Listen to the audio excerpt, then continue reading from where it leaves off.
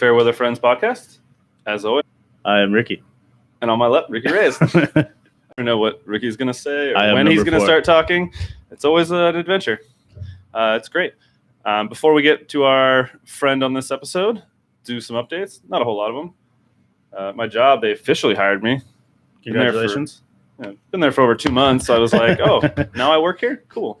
This is kind of weird. People congratulate you a lot, too, because apparently they have a lot of people, and I've seen it a little in my short time there, a lot of people who don't make it from being a temp to a full-time employee. They get fired a lot, or they get – well, and actually, it's hard to get fired. There's a guy who started the same day as me, was late pretty much half of the days. And they told me in the interview, like, you're late like once during the 30 days or you miss a day, or the 90 days that they have. If you're late like once or miss a day, you're done. And I watched this guy be late all the time, keep getting more chances. Finally, after a little over a month, he got fired. The next guy who got hired after him got fired. Or maybe he quit. He hurt himself. Sounds like a good workplace. A high turnover. Bad. I mean, it's 12-hour shifts, so it's tough being on your feet for 12 hours. But other than that, like, they're very low expectations. Yeah. Get good shoes. We're packaging wood. Like, you can pull paper down and staple it. Yeah, they should have a Dr. Scholl's station in the lunchroom. Or a sponsorship, like co-branding.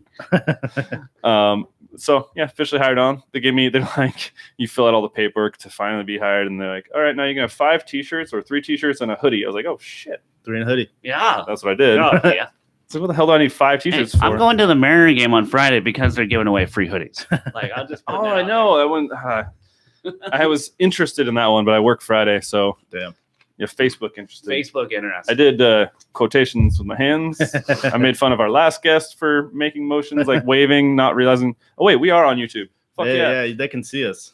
I'm interested in that game. Can't go. But that brings us to a different update. We are going to the Mariners game on the 16th. Yep.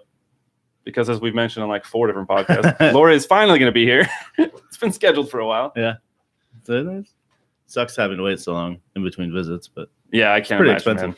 I honestly can't imagine. Yeah. And then it sounds like she'll be here. We're gonna do the Tulip Festival. I've never been.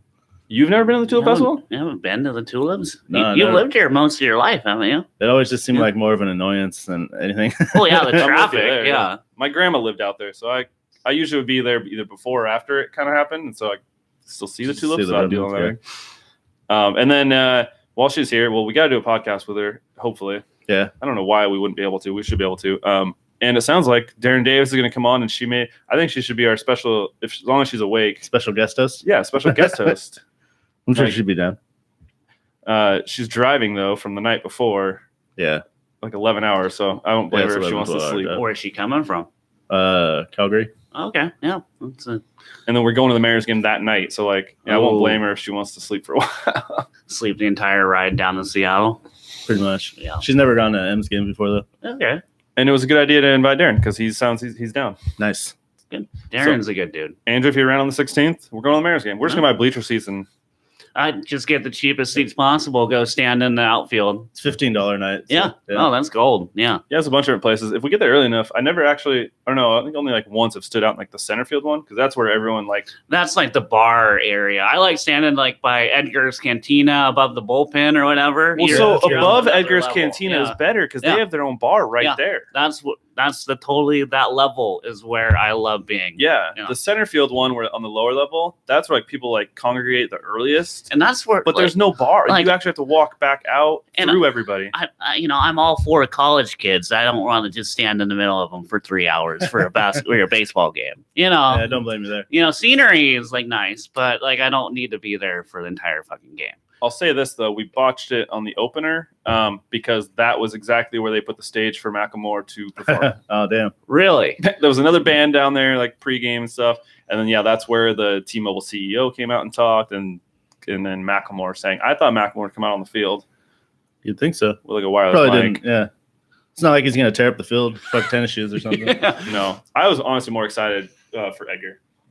He came out through the ceremonial first pitch. And that's cool. Yeah. He was up in the booth. Are you guys going to do the Edgar Martinez weekend in August? We have to. Yeah. It spans my birthday. Yeah. Well, one of those games I'm definitely going to also. Yeah.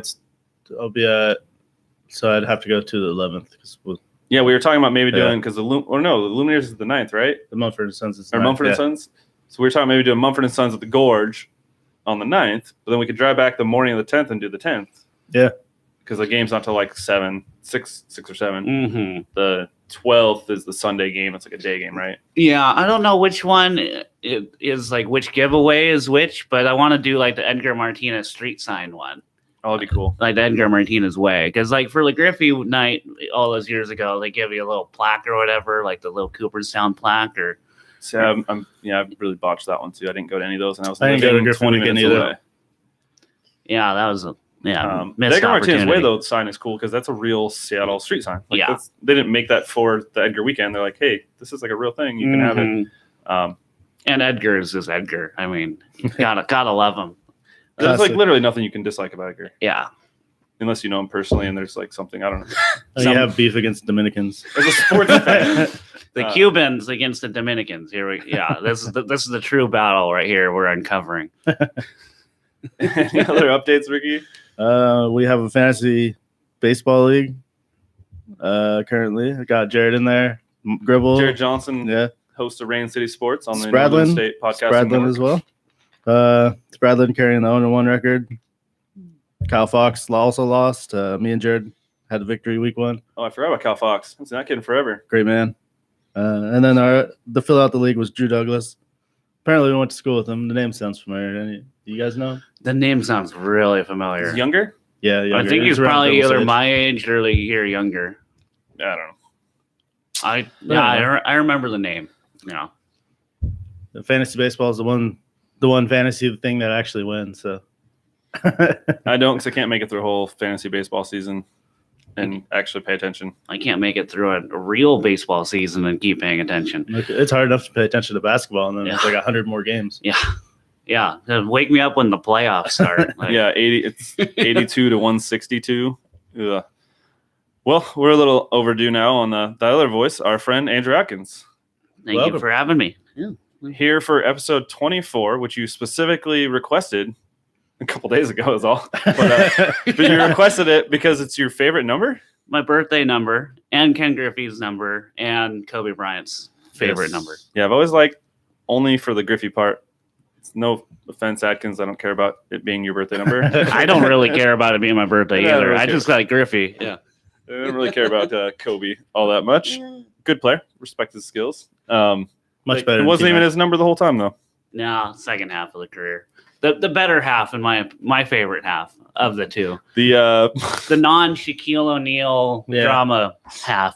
yeah, that's not what I was going The to go rebirth. with. I was going to say the the post rape. yeah, post rape The allegations. post Kobe Chappelle show skit. Yeah. The post $5 million ring to apologize to his wife. You know, that was a hell of an apology. I just gotta tell you. They just had another girl, right? Yep. That kid, the guy, Kobe. has all girls. Apparently, his daughter is an assassin on the basketball court. Oh, I think she's gonna be like the Mrs. Mamba. I'm getting kind of tired of these NBA players' kids. You know, Zaire Wade, LeBron's kids. yeah, but they're like, good. I know it's annoying. Yeah. Why wasn't my dad good at basketball? Bull. Bull. What a name. I'm just like One of Shaq's sons too, right? Yeah, he just had a surgery on his heart or something. I think so. I don't think he's gonna be continuing. Oh shit! Yeah. I mean, Sorry, I brought it up. maybe, but I don't know. I think he's got enough money through the Shaquille O'Neal brand that this kid probably doesn't have to work. No, I mean either do LeBron and Wade's kids, but But they're going to. and they're coming up at the right time because they can skip college. It sounds like. Sorry, it sounds like by Sounds 2021 or 22, they're gonna have high school straight to the NBA again. Right now, G League, you can get like $100,000 contract or something. Something like that. which is, I mean, worth it, but you're not getting the publicity of being at, on ESPN going to Duke every game. No, It kind of evens out somehow, but plus I'm sure Zion got more than $100,000 to play at Duke last year. Probably. I quadruple that maybe. I Well, don't and if know. you go to overseas, you can make millions. yeah, well, on and a, that's, on a 1-year contract. that's what I think they should be doing more. Like, I don't really give a shit about NCAA basketball or sports anymore, just because they don't pay the players. I don't really, not really into it. It seems like Yeah, those it guys seems like- peak early though. They're getting robbed. Like Brandon Jennings did that, came in right away, was like better than other college players. He was more battle tested, more NBA ready, but he really didn't get any better after that. I don't know, maybe that's just him. He hit his own personal wall. Probably has nothing to do with. And then there's the people overseas. that look like unstoppable overseas, like Jimmer. And then he comes back. Wait, unstoppable. So he played the exhibition game. Everyone freaked out about. He scored like 42 points. No, Man, should he come back to the NBA? He was like the Chinese League MVP or whatever. Yeah. But I'm saying, like, when they played the exhibition game against NBA players, he scored like 43, and everyone's like, "Oh, should he come back to the NBA?" But then you looked at it, he took over 40 shots. Yeah, he finally did come back. He plays for the Suns. Yeah, I mean, does he actually play for the Suns, or does anybody? It's not hard to play for the Suns. The only one that's Andrew. playing for the Suns is Jay Crossover. I think we, the three of us, along with Jamal Crawford, could fucking lose a game for the Suns. Yeah, DeAndre Ayton's not. I mean, Booker and Ayton is a good two guys to start a franchise with that hopefully is good 3 or 4 years from now. I think they're just mismatched together. I think they would be better separate. Well, they can't figure out if Booker's a point guard or a shooting guard. Well, Booker can't figure out what he's doing. That's what he needs to be. It's because they can't get a point. They keep trying to push him a shooting guard, which is probably the right thing, but they can't get anyone to actually be point guard, and so really he's their best option playmaker. Yeah. So it makes sense. Maybe they'll get Lonzo. Maybe maybe they'll draft another player exactly like Devin Booker and make another logjam at point guard like they've had the last 5 years. Enough that they got rid of Isaiah Thomas right before he peaked. Yeah, enough that they had 4 point guards and they got rid of all of them and didn't have one and cost the general manager his job because at least they didn't pull Minnesota and draft Johnny Flynn and what's his face in the same draft and over Curry. Oh, it was what, Ricky Rubio? Yeah, Rubio. And Rubio wasn't even going to come over for like 2 years. So that's why they took Flynn also. Well, if we're getting into the land of Minnesota Timberwolves decision making, it's not going to be good. Like, be a whole podcast series. Outside of Kevin Garnett being drafted there, I don't think there can be, or maybe Big Cat, Karl Anthony Towns. Kevin Love. They've been really good at having one good player at a time. That's true. But also missing the playoffs. Yeah, they have the good. Excellent at missing. Garnett got a one good playoff run with Sprewell and Cassell and Wally Zerbiak. Yeah, Zerbiak. Wally floated around because he played with him on the with LeBron on the Cavs later in his career. He played I think he played in Seattle for the 3-and-D specialist a year or two. That might have been the very end. All right, well, we've already wandered off into good topics, but we do this often and NBA is tough. Don't start with how we even know you, and you came to be on the podcast. You're only 1 grade below us, right? Yeah, which means you're literally just our same age. Yeah, I'm literally older than Hooker. Oh, so you're older than Ricky and probably me. Yeah. Unless your birthday is like on August 12th, 13th, or 14th. June 24th, 86. Yeah, so you're one of the guys in the class below us that was actually older. Yeah. Caleb. Yeah. Caleb's older than me, too. Caleb, and was Wade? Maybe. Anthony Wade? No, I think Wade was younger. Yeah, he was a little bit younger. Okay. I don't know. He always played, I guess when I played baseball, he was Anthony was a year below me. But have you been in Woolley basically your whole life, right? At least most of it. At least 2/3 of it. The other third was just being a nomad, going around the country and just being a beach bum living on, La La Land. That was later. But yeah, most of my childhood, I either lived in Woolley or Mount Vernon. But I went to Woolley even when I lived in Mount Vernon anyway. So. Oh, interesting. I mean, I always knew who you were and stuff because I've been in Woolley my whole life. So there's a whole bunch of people I always knew who they were and by name and everything. Mm-hmm. But I mean, we didn't really hang out until high school with playing poker and shit. And basketball. And yeah, that was about when I got to know you guys for real. You were a basketball nerd back in the day. Oh, well, still am. But yeah. Yeah, I think you wore basketball. I just remember you wearing jerseys every day. Something every day. That's right. I still have a couple of them. I got rid of most of all that replica stuff, but I sold it on eBay. But I started buying a lot of jerseys in high school and just after high school. Yeah, me too. That was a short phase. Mm-hmm. But I've got about 12 to 20 jerseys. I have at least 6 Kobe jerseys. So I've got a Kobe. I've got an autographed Lamar Odom jersey from the Clippers days in 02. Ooh, I have an Odom Lakers jersey. Oh, hey. Of all things. That might be my most random jersey of but it's I was never even a Lakers fan, but I think I even have a Lakers Gary Payton jersey. Yeah, I remember that. I definitely have a Sonics Gary Payton. Yeah. Whenever the Sonics were here, I would always push you guys to go see the Lakers. And that would usually be the one game that we went to every year. And then until you guys finally got fed up and you're like, why the fuck are we always seeing the Lakers? I never actually went to any of those. I never could go. Like, I know Corey, yeah. Me and Corey went a couple times. I remember we went in a group. We went and saw the Nuggets and saw Melo. Melo and AI. When in Durant's rookie year, and they destroyed the Sonics by like 40. I literally fell asleep at one point in the stadium. We had good seats too. I went to the last Laker game against the Sonics. Really? And Kobe got thrown out in the third quarter because he yelled at the ref in Italian over a bullshit call.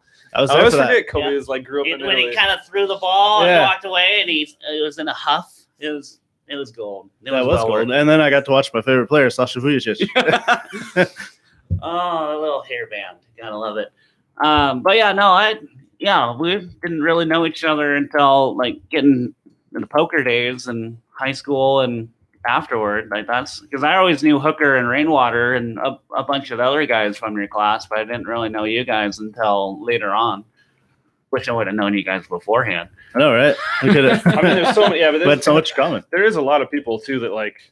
It's like, how come we never hung out? Like, how come that just never happened? It's just in orbit. It's like it just needs one little asteroid to knock it into closer orbit. Really, I think the only difference was we were so into. Well, I was at least so into skateboarding. It took precedent over sports. Yeah. So I don't even know how many people knew I was a sports fan other than I wore a Lakers hat every day since 8th grade. No, I just knew because when we would play basketball, like the 3-on-3 tournaments in the summer or something, it was always like the random collection of us. It's all the cool kids, and then we're just like, okay, well, I guess we're gonna do this ourselves. Whether we win, lose, we're gonna be jacking up a lot of threes, and we're probably gonna be hungover.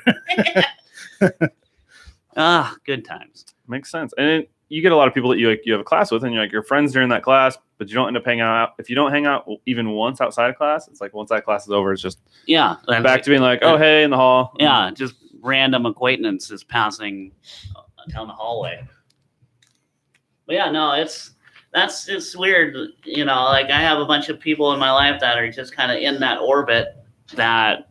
Yeah, just take a little bit to like, oh, hey, maybe, I need to be closer to you because you're fucking awesome. Or, blah, blah, blah. Or stay the fuck away because it's a horrible individual. Whatever. One of my favorite poker memories was at your house. What, Sly? No. That kind of involved. He was definitely there. It wasn't a good memory for me, really. Uh-oh. But Hook lost. So Hook was all in with somebody on a hand. It might have even been Sly, or Sly pointed out. I don't know, but he's all in on a hand, and River comes down, and he thinks he won. And then I pointed out the other person hit a flush or some shit. Something. He actually hit something on the river and won the hand. And I'm the chip leader. I've got a stack of chips, literally a pyramid. It's 3 stories tall in a pyramid shape. I'm just like stacks of 10, so it's easy to count out and everything. And I let Hook know, actually, man, he made a flush. And all of a sudden, I don't know if he said, fuck you. I don't remember what he said. He shoves over my entire stack of shit. It's one of those funny memories. But like at the time, I was like, I didn't even beat you. Like, what was I supposed to do? Sit here and like not let you like know that you lost? Didn't cheat the game. Sweep it under the rug. You're cheating yourself if you're cheating the game. Somebody else would have eventually pointed it out. Hopefully, whoever won the hand, I don't remember who it was. Hopefully, they would have been like, "Hey, man, no, I won this hand." Where my mind went when you said favorite poker memory was, I think you guys were there, and a couple others were in the basement at my grandparents' place. That's what that poker. One was, yeah. And it was like the second hand of the tournament or of the game or of the day or whatever. Which we did tournament style, so you get knocked out. It wasn't a cash game. And I remember Sly just talking up like he had like a hand or whatever, and I just called him out of like just for bullshit or whatever, and I ended up hitting like something, and he went out and he left in a big huff. And I'm just looking at him like, well, you shouldn't have talked. Like, what are you talking about? Well, you probably had to walk home because we always give him rides. Good old Sly. Hook hated it. Hook would always end up being the one to give him a ride. I gave him a ride like one time, and we get outside his house, and he just does not get out of the car. He just keeps sitting there talking. Yeah. And he's like, started telling me everybody's tells. Like, he read everyone like a book, yet somehow he didn't ever like win. And still he lost in the second hand. Like The Office, Michael Scott goes all in the first hand. And who was the one that was his like arch enemy HR dude? Toby. Toby calls him. He's like, Toby, don't be stupid. Obviously, I have a really good hand. I went all in. And Toby's like, well, I've got a good hand. And obviously, the dealer won't let him pull his chips back out, so they have to do it. And, Michael Scott was bluffing, and Toby had pocket jacks. They ended the hand, though, without actually doing, like, the flop, turn, and river. Anything. They just passed the chips to Toby, like, hey, you made the right call. You win. And that's how poker should be. Just fold. It's literally, it should be called folding instead of poker. Oh, they should just go by who has the best hand when we both decided to go in. Fuck the rest of the cards. So many times you go all in. Although that's a game I think you might have to like invent. Like that might be a different like. It completely changes. Just face cards. It completely changes the game though. People would fold all the time because it's like Ace King all of a sudden is really not worth shit because you can't gamble with it. Yeah. You're like, wait, if I don't have a chance to hit something, then it's just ace high, two random cards. I mean, it is Ace King high, but yeah. A lot of good Pokemon. The only Actually, thing that beats me is a pair. That's what. So we were doing the Game of Thrones trivia podcast or Song of Ice and Fire because it was the books. And Blair and Hook, and they do this all the time. It comes up. So there's a poker hand with me and Colin at my house, my parents' house. Everyone's out of town. We had a bunch of people over. So we like Madden in the side room for when you lost. And that's where I was. Got to have a side room. We had a hand between me and Colin, and we're both being aggressive, and neither of us believes the other person has a hand. And finally, he calls my all in on the river, and I was like, "You got me, Colin." I was like, "Good call." I just had Jack high, and Colin throws his cards over, and he had like it was either 6 or 7 high, but it was in a way where like any two combination of lower cards, he would have had either a pair or a straight. Like he couldn't have had. It was literally the worst hand available with the 5 cards that were out there, and that's what Hook and Blair bring it up like all the time on call. He called it because he's like he just knew I didn't have a hand. But it didn't matter. Like at some point, you have to realize you don't have a hand either. If you realize you don't have a hand either, you got to abandon ship. Not only not having a hand, he literally, if he looked at it, would have like you have no hand you can beat. Any lower cards, you have a pair at least, and then you can beat something or a straight. So, a good poker moment. We got to get some more poker games going. This table would be perfect for it. When we did a couple of Zacks, and everyone always says like, "Hey, yeah, we got to make this like a semi-regular thing," and then it keeps not happening. I always say that I want to play, but I never play. Yeah, Hooker invited me to the one he had a couple months ago or whatever, but I had other plans for that. So I've been to 2. I know they did one more that I couldn't go to, but I don't know if there've been any other ones. If they have, I just haven't been invited. Anyone listening wants to play poker? Holla at your boy. Holla! We can barely get these podcasts made, but we got time for poker. Yeah, we do. And do the podcast while you're playing poker. While or after, we can do a loser's corner. Interview people as they get knocked out. We'll have like pocket cam under everybody's. Do it like the World Series of Poker, except our version of it. I mean, we can cut holes in this table. I was planning on cutting at least a hole so we can like run these cords underneath it. Have you seen the tables with the power bar in the middle? No. Yeah. Oh, like for like plugging stuff in? Yeah. Mm-hmm. I mean, at college campuses, I've seen it. I'm all 4 on that all I've podcasts attended. My brothers are watching. My brother watched. They have like all their shit right there in the middle. Mm-hmm. Yeah, because you get the tables. They have the metal legs that are hollow, and they run the cords up it. So they plug the table in, and there's a cord that runs up, and they've got it. Usually, it's like a flap that like actually does push down flush when you're not using it. Yep, which is nice. Or the ones that have the hole, just a big hole in the middle that comes with like a little like filler, like stopgap, like Frankenstein's base right here. I do a bad job of like Festivus miracle. I always put my right arm up. I lean on my right arm, which I realize because of where I sit at this table when we are filming, I'm completely blocking from camera. Well, you look like a little cholo there with your flannel on. So my friend had her birthday. It was her 30th birthday, and they decided to make it themed flannelly 30 instead of finally 30. And so I finally bought a flannel for the first time in my life, like 2 weeks ago. You're going full Kurt Cobain, aren't you? All over Hammer. And it's very comfy. And we're at a point in spring where it's like, it's not so cold that I need to throw a coat on, but it's cold enough usually that I'm like, I need something long sleeve. So I've been wearing it, and it'll be a good camping thing, and stop making fun of me. It's like a mid-layer. You're Al Borland. I'm Tim Taylor. Wow. You can be, because wow. I guess Tim Taylor, the character, you're mostly the host. The actor has gotten into some trouble in his life. You're very more sensible than I am. That's true. He's not Al Borland in real life. Let's just put it that way. I don't know shit about carpentry.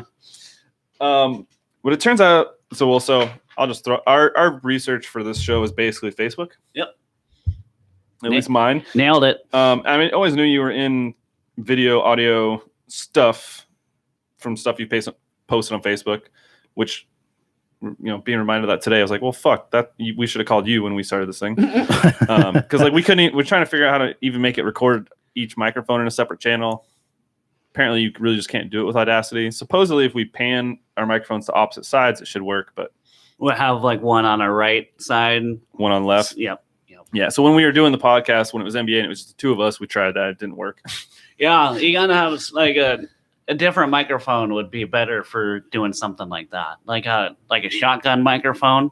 Whereas, okay, so these have the waves are like right here. Like, yeah. It's with kind a of a cone. shotgun mic, it's more on the side. It's longer and skinny, so anything coming from the sides is what's going in. So if like Ricky was on this side, he would be talking into that side of the microphone, and if I was over here, I'd be talking on this side of the microphone. So you'd use one microphone for two people? You could use a shotgun microphone, but like these are different. So it use different equipment for different tasks. Yeah, and I saw a microphone like that. They had because I've been looking for or been debating getting the mic stands that actually hang the mic or whatever.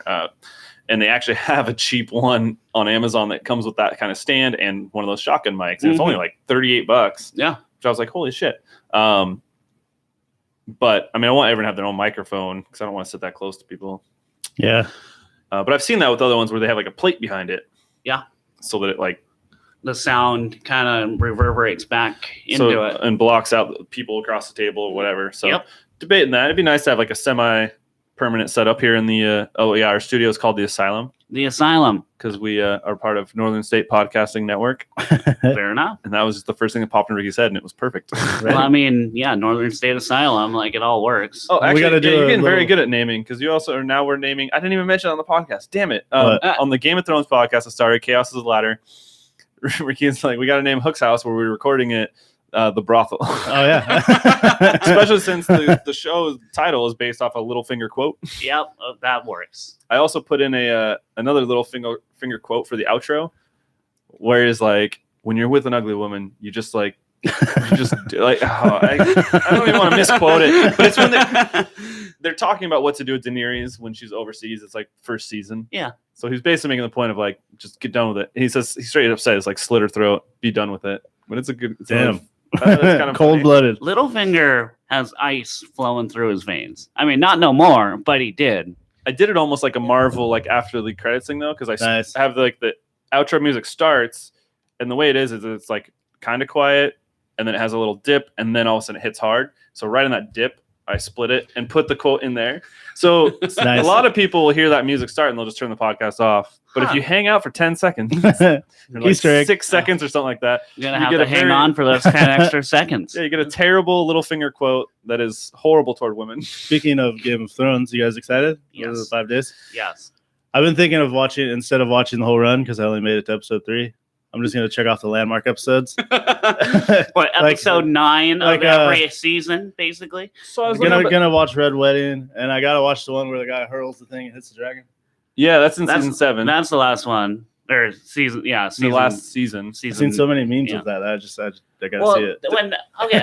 I was on Ibiza, Spanish little tiny island in the Mediterranean, and I had my friend's HBO Now account, like be able to watch it when I was over there. It didn't work because I was in a different country, so I had to watch it illegally, of course, obviously. So now every time that somebody mentions the Night King throwing that, my mind goes back to sitting on that little Wi-Fi spot on the little Ibiza and just watching it. And my first thought was Kobe. And then my buddy goes, "Yeah, year 10, not year 20." And it's like, yeah, that's accurate. Because he actually hit him. Yeah. But I was looking up synopsises for season 7. When we did the last. Before we move on, did you take a pill in Ibiza? Wait, what is this referring to? You never heard that song? Yeah. No. Okay, so this is before that song. This is like a year and a half before that song, because I was there in 2015 for a couple days on my giant world trip, and then I went and spent a month and a half there in 2017. So 2015, I'm there with my friend and his 2 brothers were on a European vacation with their mother, who had this. They sent me the detailed itinerary list. Psychopath. Oh, man. Like every 10 minutes was, okay, put your luggage in a locker here at this station. Walk over to the museum for 17 seconds. Walk over here. Bathroom break scheduled? No, there was no bathroom breaks at all. So when I told my buddy Ernst, Oh, so they weren't not like literally Yeah. like we do not stop for the bathroom. it was literally like National Lampoons like in the modern time. But so I let my buddy know that I was going to be over in Ibiza, and he's like, "Good, we need to get away from my mother." And so they abandoned their mom in like Germany or something and came and partied with me for a couple of days in Ibiza. And that's where the pill came in. Ooh. Because I like, okay, we all have fun there. Like you don't eat a lot on Ibiza. It's hot. Like you sleep during the day, you go party at night. It's basically if you took Las Vegas, put it on Hawaii, and made it for like European people. It's pretty fucking awesome. Sounds amazing. So just take out all the casinos and just make it all clubs and music and just debauchery. Like it's fucking awesome. So after a concert at one of the outdoor venues, we are at a bar, and my buddy goes to buy a couple pills or whatever, and he's a experienced user. I don't really do that much of that nature. And so I take the pill, and we're sitting in this bar, and I like 5 minutes goes by, and I just look at him, and I'm like, I'm not okay. No worse feeling if you're high to be like, this is not the right like, high I was going like for. The walls are moving, like the lights like are blinking, and they're not. But I know in my head they are. And we walk outside, and he's like, okay, like, where do you want to go? It's like, anywhere else but here. So he takes me in this little courtyard area, like for the little like condos. And it's this darkened area with like a bench. I just go take a nap for like 2 hours because I was just so like, I had to lay down and like just be like, I'm here. Here, hold my passport. This is reality. I keep feeling for it in my pocket. Just hold on to it because I'm freaking out, man. And so 2 hours later, I get up, and he's like, okay, so it's like 4 a.m. So obviously everything's still going strong there. And he's like, so what do you want to do? And so we walk back to where like the taxi stand is. And I asked the taxi driver, it's like, okay, how much is it to get to Old Town, which is where the hostel we're staying at? He's like, oh, about 25 euro. I look at her, and it's like, how much is it to get into that club? Oh, about 25 euro. Right back to the club. Let's go. Yes. And so like the next day, like he told me this. He's like, yeah, dude, I don't know what that stuff was, because that was like he's done it a lot, and it made him throw up. Like it was too strong for him. And so he gave it to you. Well, no. We found out all this together. Took it at the same time. Okay. We all took it at the same time. Oh, this time it made him throw up. He's like, that's not right. So like the next day, he's telling me like, that shit was really way too strong, because he threw up, and he's like a relative experienced Molly user. And I'm just like, are you fucking kidding me? Like, I mean, I've definitely never heard of anyone throwing up on Molly. it was, because it had something in it. Like, If you mix it with, it was something else. I don't know what it was, but anytime somebody says, oh, you take a pill and a visa, my head drops a little bit, because like, okay, yeah, I know that feeling. All right, plug that song. Whose is that song? it was Not a Mike Posner? yeah, Posner? But he shouts out Avicii, who Avicii rested. Yeah, he took a pill and a visa with Avicii to think he was cool or whatever is how the song goes. It's a horrible song, but its memory association will I gotta always spend take more me time to with that. people who listen to a lot of music, because I don't listen to a lot of music when I'm on my own. Done Molly before? No, I have not. Actually, that's one that I want to try. It's fun for like 5 minutes, But I wanna then try just it. want to be done. Like at a place where I'm not leaving. I will counteract that and say it's always fun. I know I've like been at the bar with Ricky, and all of a sudden he's like, "Oh, I'm on Molly right now." Like I'm like, I had no idea. Yeah. Didn't even know. Yeah. You zoning out, and you were acting pretty normal. We were at like it was before G's Castle. Yeah. Matt was DJing. I was able to control myself from whatever I found. Yeah. Never found anything as good as what. Yeah, you and found. I've heard of other people talk about doing it and like never had any issues, but not a ton of people. Yeah, Right. like the dosage that I had in Ibiza had to have been like 4 times the amount of that I should have taken. Like if you take like the normal dose, it could be really fun, but Yeah. The only drug harder than weed I've done is shrooms once. Yeah, that's Shrooms fun. are fun. I like that. I enjoy that. My former Western roommate, apparently, if I hadn't left when I did, was going to try to get us to do ecstasy and go down to a rave in Everett. That would have been Something amazing. like that. I don't know. I was like, oh, I don't know. we could have been having an entirely different podcast if you did that. I wasn't ready for that. Was 18. Wasn't happening. You got to be in the right mood for a lot of that You gotta be stuff. Like prepared if for you it. go in a different mindset, like it cannot be a good thing. I don't know if I want to be in a public place the first time. Probably not. We'll go here. We'll just turn on some music, dim the lights, get a strobe going. Do a rave at Ricky's house. Put up some padding Yeah, on the X. wall. Yeah, me and Matt have done that before. Oots. I always end up wanting to leave though. Go on a walk or some shit. Going outside whenever you're high just feels so good after you've been Yeah, inside. the cold air. Just, Really? because you like with Molly or something, usually like you're sweating or whatever, just because you're Sounds creepy. That's what happens. Are we in Home Alone here? Is this the basement of Home Alone? The heater. We were able to reduce that noise pretty good. It usually doesn't come through. Yeah, hasn't been an issue. Yeah. Oh, we've had many other issues that have been much bigger than that issue. Just power right through them. All right. Well, what's your next topic? Well, we're Can gonna digress back can to I go to the next topic? Well, I want to hit the audio thing real quick Yeah, though, because we didn't jump to that. So you actually, with the audio video, well, first of all, you started your own company, so you're a independent contractor basically, right? Yeah, independent freelancer basically. Yeah. Because you were talking about you did a gig for ESPN for USA Rugby. I did two of them the last couple weeks or last month. I did two ESPN gigs. The first one's for ESPN.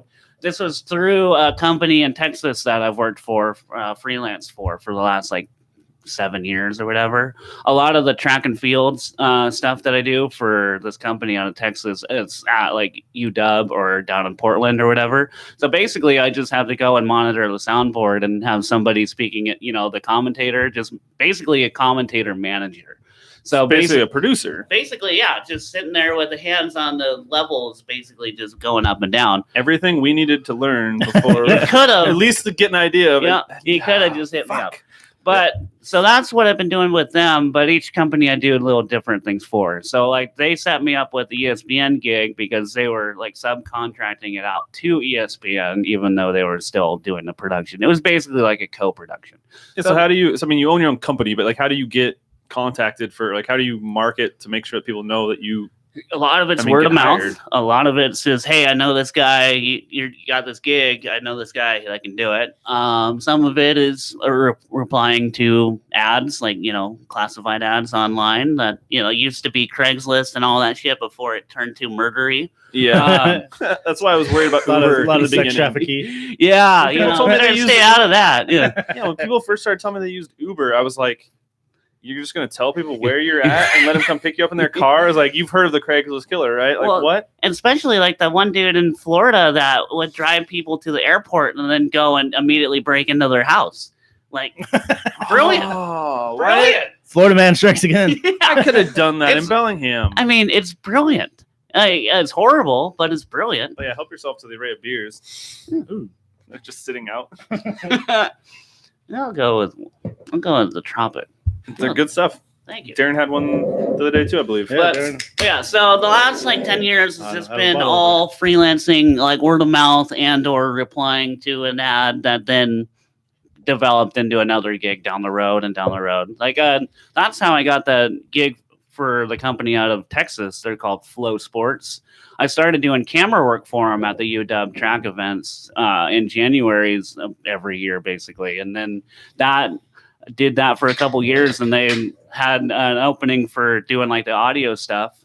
And that's, I mean, a lot less being on your feet. So I was like, yeah, fuck, I'll do that. And it's a lot easier. I basically don't feel like I work at all. I mean, it's kind of cool that That's awesome. gotten, because you went to the Seattle Institute? Art Institute of Seattle. Art Yeah. Institute of Seattle. Mhm. Rest in peace. Yeah, R.I.P. But that's cool that, you learn video and audio stuff, so like you can kind of do either one. Mm-hmm. And I learned photography a little bit also. So I can, I've been kind of jumping between the three realms the last 10 years. Is what project dictates something different than the previous one.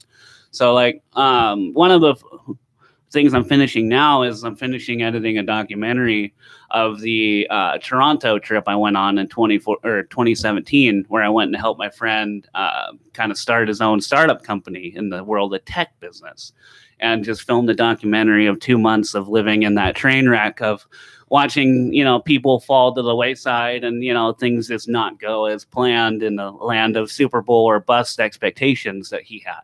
Ooh. So Silicon Valley, yeah, real life. So I have the first 5 episodes done. They've been done for last like 6 months or whatever. They're on one of my websites, and then I've been finishing the last 5 episodes so I can get that done, and then start working on my own travel series, like documentary of all the footage that I filmed in Asia over last fall.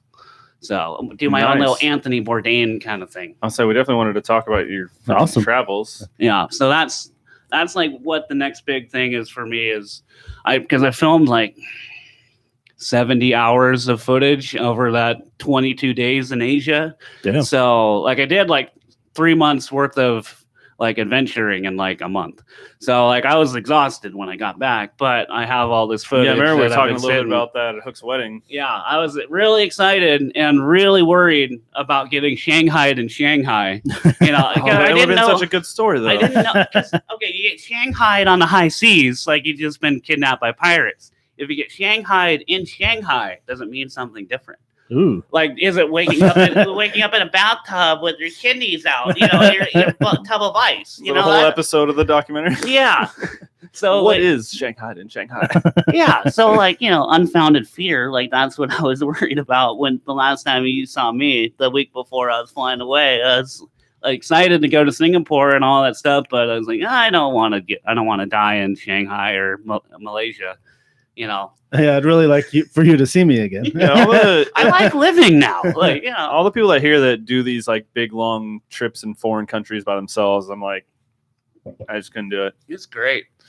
Not Like- because of the danger. I've realized from females, because they fear so many things Yeah. that I've Yeah. realized, like, wow, I should be afraid more often. And they have every right to be They afraid. completely Yeah. do. Oh, but yeah. I don't No. even Yeah. like as a man. I don't Oh, even think man. about it. Yeah. It's because it's not something that you would normally think of. But I'll tell Then you they what. scare the shit out of me. I'm like, oh, we could get robbed and stabbed yeah, right like, now. Damn it. I'll tell you, Matt, go to Egypt or No.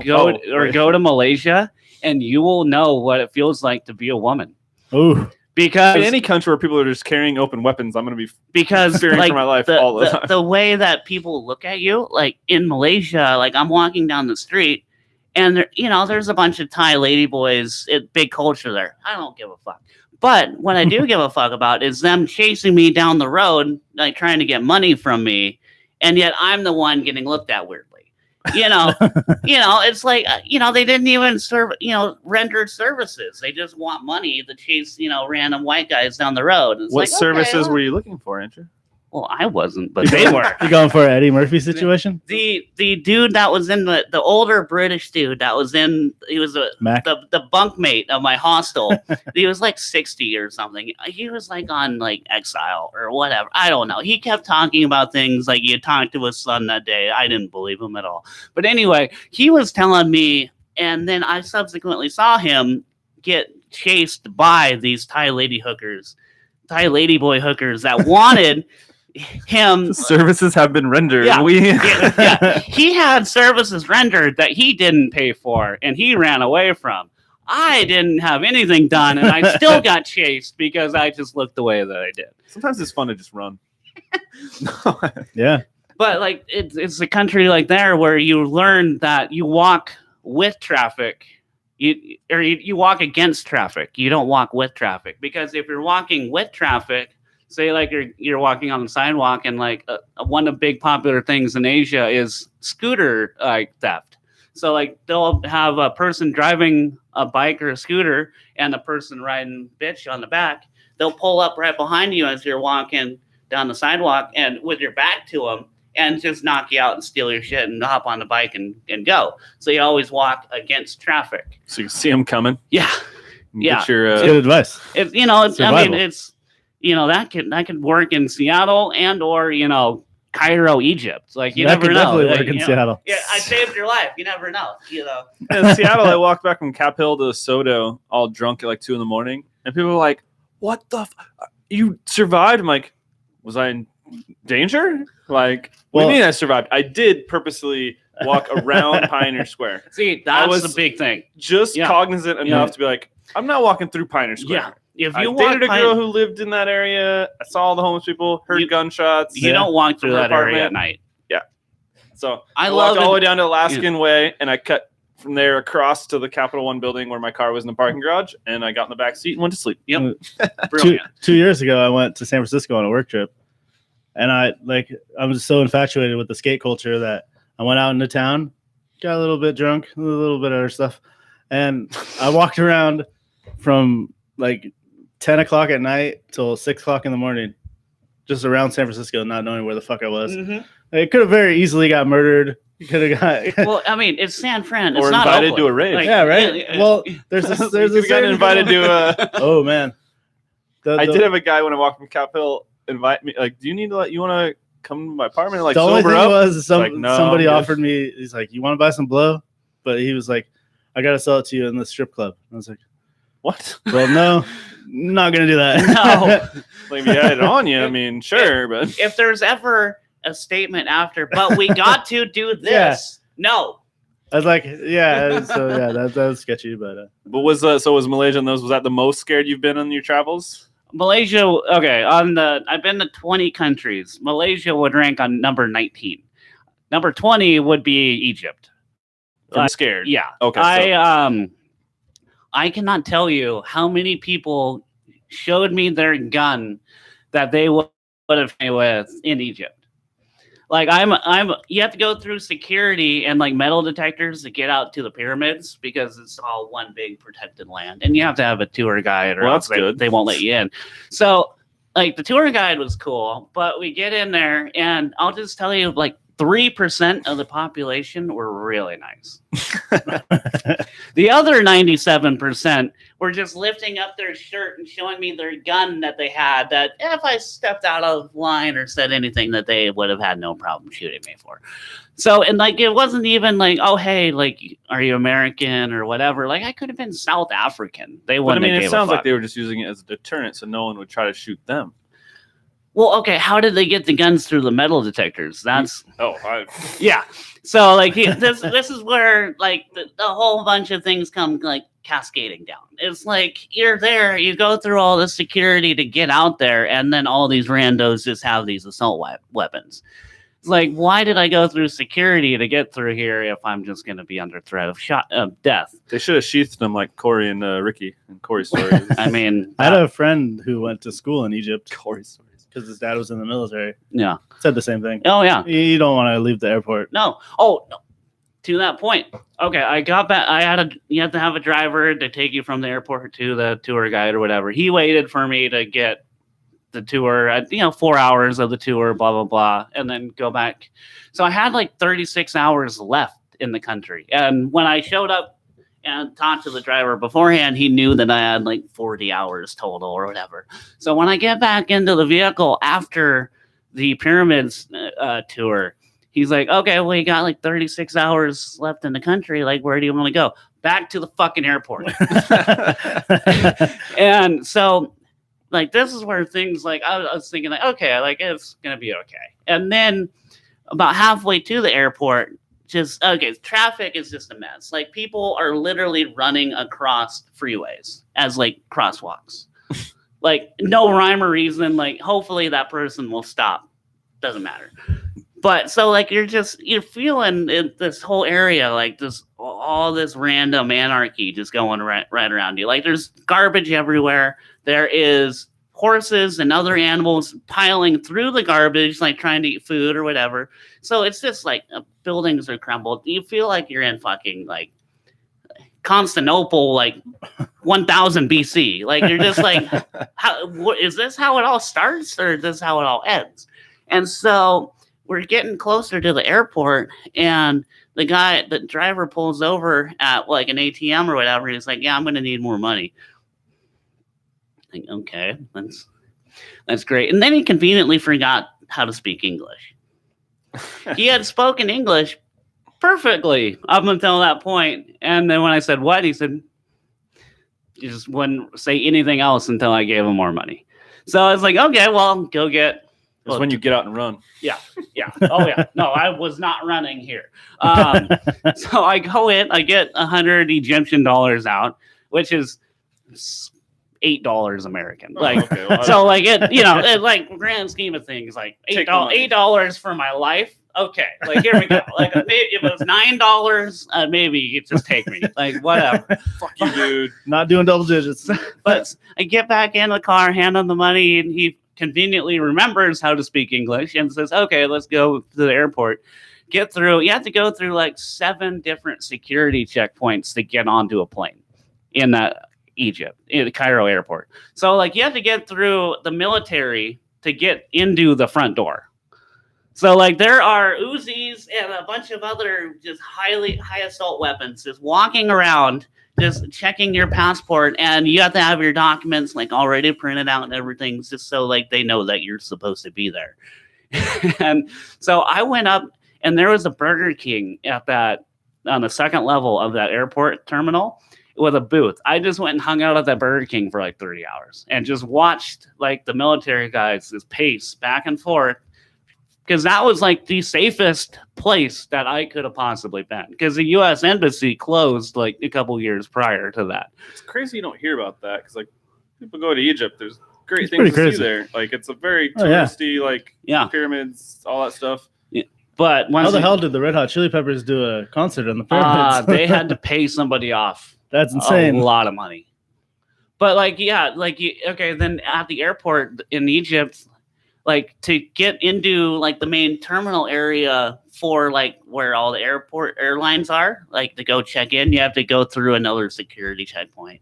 You have to go through a metal detector, an X-ray machine, and then you go get all your stuff, and then you get to your gate. You have to go through another metal detector, another X-ray machine, and I'm standing behind a couple. They're from Central Africa somewhere. My guess would have been like Sudan or Ethiopia or something.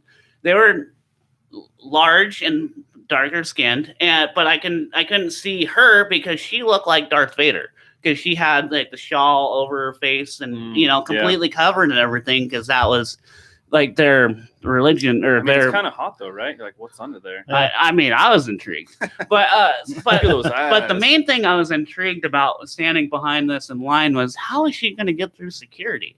Like, how you hand them a passport if they can't look at your face. Like, how do they do this? So what they had was female employees at the airport that would take them to a separate little private security check zone. So like that's where check out what's under those robes. Yeah, that's what Darth Vader was unmasked, and you get to see Anakin Skywalker, and like, oh my god, like the lava didn't help him at all. I had the high ground. Now I'm just picturing a woman giving another woman a cavity search. Ooh. I mean, you weren't prior to this conversation. I mean, it hadn't popped in quite yet, but I mean, it would have probably later, I'm sure. But needless to say, when I got out of Egypt and landed back in Greece, I was so happy. Like I was just like, okay, I survived this nightmare. And so like, even though Malaysia wasn't great, like it still was a lot better than Egypt. Hook has to stop complaining about his little Greek island misadventures. It was nothing. Sounds like fun. He's never going to stop complaining. You know him. Yeah. He loves to. Well, he loves attention. All right, so that's true. Before we go to a break, if those were 19 and 20, what's your favorite place that you traveled to? Singapore. Singapore? Mm-hmm. Just for the temperature, the food, and the fact that it's kind of how I think the rest of society should be, where like it doesn't really matter where you're from. If you're there, and people treat you with respect. We pretend like that's America. It's the ideal of America, but we accept everyone except for that country and that country and that country. And most of the people that are born here. But I have the only place comparable to Singapore as far as like overall like people like treating each other with respect was when I was in Texas, in Austin, Texas, walking around, and strangers would just be like, "Oh, hello. Oh, hello. Welcome to Texas. Where are you from?" But that's because they have guns, so they're not scared. Well, they don't care. They're not afraid of anybody.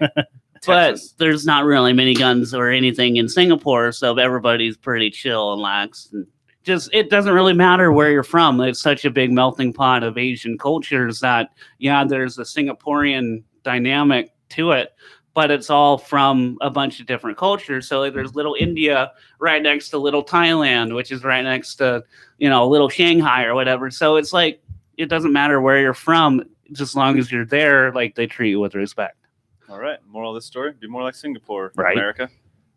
And then I think it's perfect time for we blowing up break, and then Ricky's got some mystery topic because we don't do pre-production, we don't do pre-podcast meetings, and I guess all the topics that we've been brought up have been mysteries to Ricky too. Yeah, yeah, pretty much.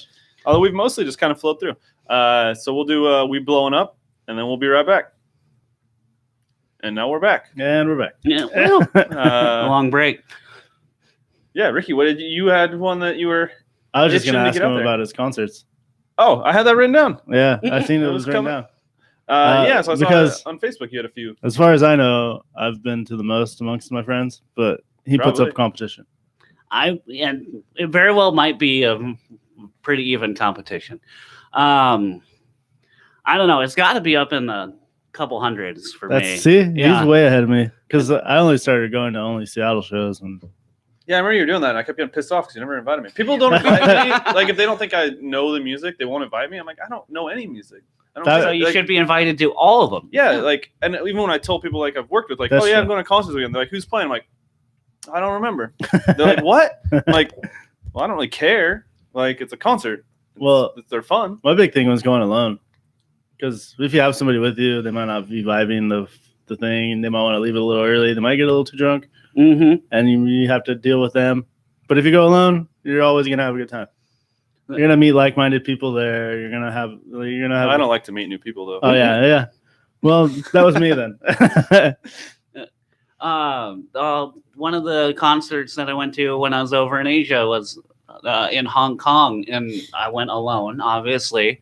And that I went to just go hang out and enjoy the music, and ended up meeting about 12 different people from all around the world that were there for the same events. And now, next concert that artist plays, I have a bunch of people to communicate with, to go meet up with. Yeah. So that's kind of one of the better things about if you go alone, like Indian, especially like one of the longer foreign trips, like you said that you couldn't imagine going on. Like, Well, alone. It forces Alone. going alone forces you to make the decision of whether you want to be social or not social. So like if Which I've already been clear. So- I want to be social. No, I like being social when I have someone that I know with me that I don't know. Yeah. They're the comfort level.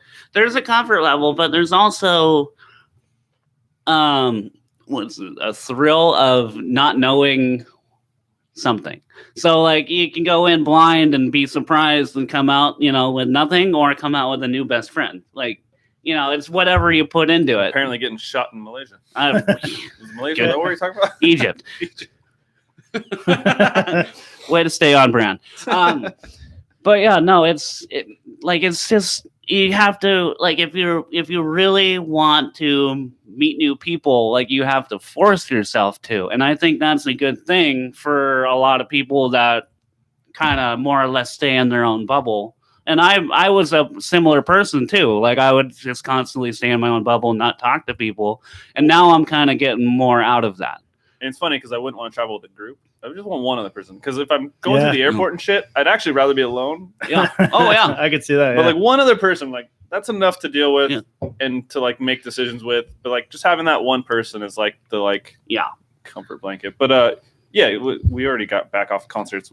What would you guys say each of your most memorable concerts is, or your either memorable or like your like bucket list? Like this is one that I'll tell people about years from now, and they'll all know who it is and be like, "Wow, you were there for that," I would have or to at least you saw that person. I would have to say a couple years ago when I was in LA getting to see Nine Inch Nails and Soundgarden play at the Hollywood Bowl, or a big amphitheater Very just famous- in That's the awesome. hills. Yeah, the Hollywood famous And- theater. And I had seen Nine Inch Nails a couple times, and they're my favorite, one of my favorite musical artists. Okay. And I had seen Chris Cornell as a part of Audio Slave like the day before I moved to college in 2005, but I hadn't seen him for like 9 years, and obviously hadn't seen Soundgarden live. So they opened up for Nine Inch Nails, and my dad flew down to go to that concert with me. Oh, that's cool. So like my dad flew down to LA to go to a Nine Inch Nails concert with me. I think that's probably one of my favorite concert memories. For me, shit, I don't know. I never really seen anybody too Huge. Yeah. You do. I mean, you know a lot of obscure bands that most people don't know about. That's like true. Bleachers. I'd never heard of Bleachers. We did. So before I started, guys, like a year and a half, 2 years ago now at Northwest Farm Credit, we drove down to Portland and went and saw Bleachers, which I'd never heard of. So I was like, I looked it up stuff, and like the head guy was a bass player for what band? He was in Fun, and he produces like Lord and Taylor Swift. Yeah, he had like been on. He's helped with music with some very famous. Well, the other chick too. I don't remember. God damn it. But yeah, he had been like on a bunch of people's, and I thought their music was super fun. And it was in Portland. It was like the third floor. The Crystal Ballroom. Oh, that show's floor awesome. literally vibrates. Yeah. And I was like, holy shit. And then when he got up, because they had two openers, he's like, he literally named that as like one of his favorite places because of that reason. Yeah. Like literally the whole place is. I saw in 2009, Cold War Kids opened up for Franz Ferdinand at that venue. Awesome. And I'll tell you what, like I knew a little bit of Cold War Kids beforehand, but I went for Franz Ferdinand, and my God, like, yeah, you feel that whole 100-year-old building just wants to crumble. It's wild. It's definitely the only time I've seen anything on like a entertainment of like a performance on a third floor. Yeah, it's not normal. And we left during the second act because you could come back in to go get my phone charger. And we were sitting on the sidewalk, and I look over, and the fucking lead singer is just walking by. I'm like, you fucking serious right now? And I had no idea who he was. Yeah. Like, I had seen a couple music videos, but not enough to be like, recognize him on the street. Yeah. And then Ricky just stops. And it's always funny. Like, you almost expect them always to be tall for some reason. Famous people. No, So, it's Ricky's height. And they took a picture together, and I was like, oh, wait, that was the guy. Yeah. Like, it happened so fast that at first I was like, why is Ricky talking to this dude? Like, what is happening? That was a good one, yeah. For Pretty awesome. He had a weird like thing too, where they had a trailer that you could like pay extra, and you could like go in, and it was like set up as his bedroom where he like wrote everything. That's kind of cool, kind of creepy, but it also was kind of cool. Yeah. Yeah, it was an interesting like kink to the It was a tour or good whatever. gimmick, Yeah. See, the only person I've seen that's passed away since is Mac Miller, I think. Oh, okay. That was pretty cool in Seattle. See, I don't know enough of his music. I just know like him as a celebrity. I didn't even know he passed his music away. was really good, and he seemed like a cool guy. Just got a little too into the drug scene. A lot of them do. It was that bumper shoot, and I seen Yellow Wolf right before Yellow Wolf was in the like the main courtyard, so it was just like in a field. Okay. And nobody really knew. And then you go inside, and it was him and Big Sean. Yeah, it was pretty fun. Okay. And Now I think about it, it's kind of sad a little bit in that like Bohemian Rhapsody just came out, and that crescendoed with Queen at Live Aid. yeah. You don't have these we have music festivals like you mentioned, Bumper Shoot, and there's Watershed. Sasquatch is my all-time favorite. Sasquatch. That's the R.I.P. so much total. fun. Yeah. But like you definitely we don't in our lifetimes have like, oh my God, dude, were you there for this person at this specific concert? Not like, Yeah. did you see this guy live at some point? It's not. It'll never be Woodstock again. Yeah, it'll never Woodstock, be. Live that. Speaking of, Aid, like these huge events that are one-time events. Yeah. There's Woodstock this year. Well, I know that's what I'm saying. Yeah. Like it'll never be like. The funny thing is, if you watch a documentary on Woodstock, which I haven't watched, but I've seen like bits of things, that was a fucking shit show. Oh, what God, about yeah. Woodstock 99? Oh yeah.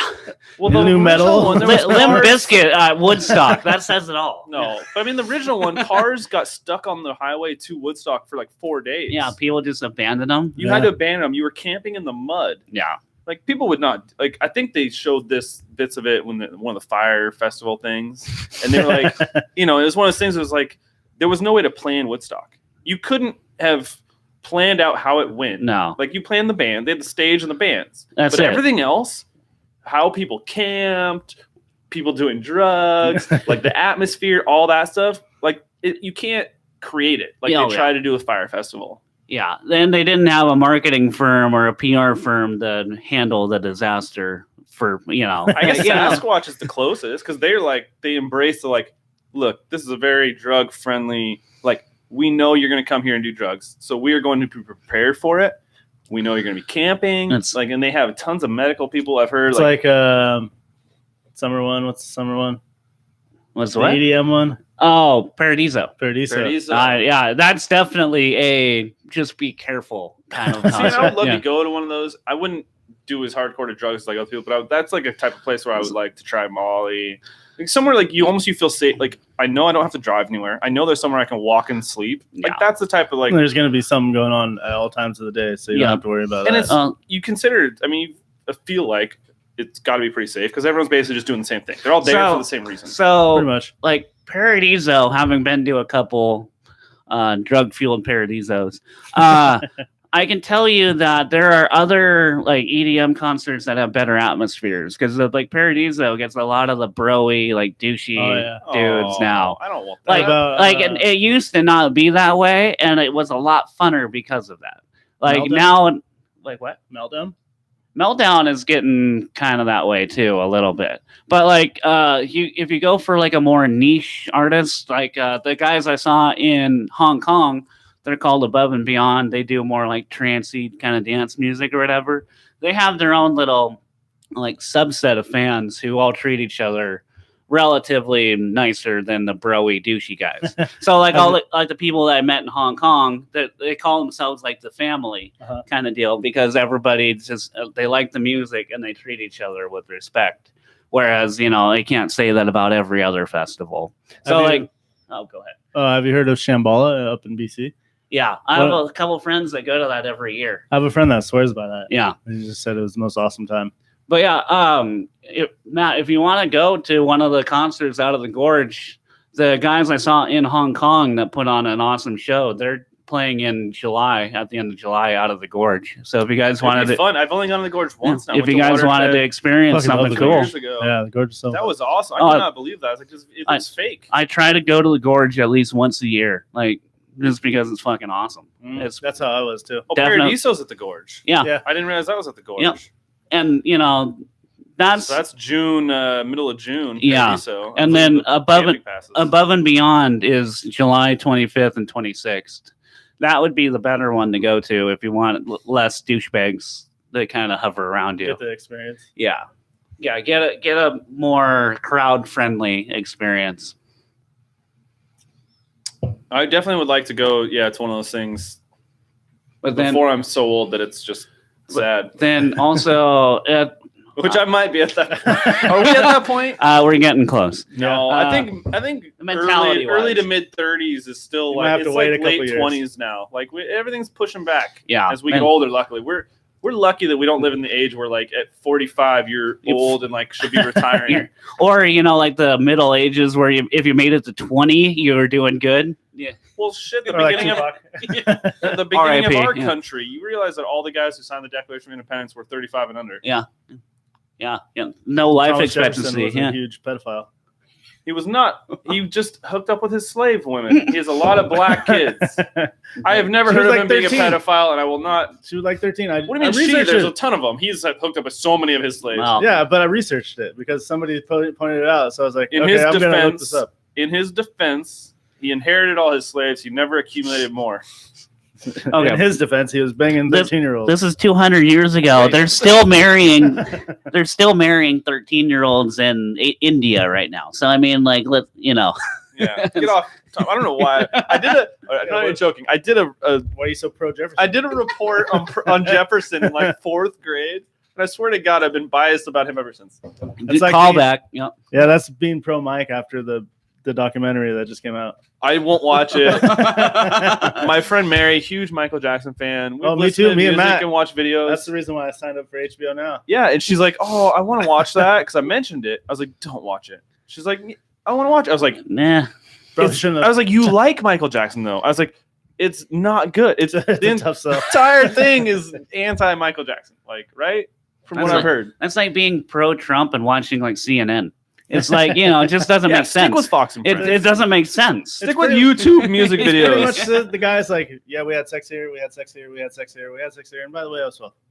By the way, he had a glitter on his dick. Yeah, I mean, it's like, yeah. I can Macaulay describe it for Culkin you. has not defended him, but he's been like, nothing inappropriate about our relationship. Culkin's Weird that it was an old guy. Culkin's and a cool kid. guy now. Yeah, he had a weird band that did like some spoof types, or almost like comedy songs. Really? Now he's got his own podcast. He's just been living in London. Oh, good for Somebody him. nobody knows about it. Well, yeah, I mean, it's probably best for him. He was on, actually, Yeah. if you listen to podcasts, which if you listen to this, I mean, You're probably listening to podcasts. by definition, you listen to podcasts. He was on Mark Maron. Listen to that one. Oh, yeah. really? So that episode of Mark Maron, it was awesome. I liked it and I haven't listened to a lot of his, but yeah, Culkin, Seems like a cool guy. he's come out okay. He was one of those that emancipated from his parents. He realized at a very young age that he was getting fucked over. Child stars are like Him and Drew easily- Barrymore. Yeah. I think they're the only ones that like went hardcore into drugs and came back out of it. Okay. RDJ. Oh yeah, Yeah, it took him RDJ. a long time. God, Yeah. and can't forget Iron Man. Like Why do I still not know his full name? We keep calling him RDJ, and I keep Robert Downey Jr. Robert Downey Jr. God, I keep blanking on it. Just Every call time him Tony Stark. He's never going to be known as anything else than Tony Stark That's a good ever point. again. Yeah, every time someone says RDJ, I know exactly what they're talking about, it's- but it makes me forget his actual name. It's like Captain America will never no longer be associated with Chris Evans. Like he's literally Captain. He's always my Human Torch. Yeah. Were you Well, the one you want them all yeah. to die, right? Were you- Big three should die Yeah. if you're going to reboot or redo the next stage of the series. I think 2 out of 3. Big three got to die. I think we got to comment back to that. So our Fairweather Friends Instagram account, which everybody should subscribe to, only because we tell you Follow. we really need to post more. Follow for a follow.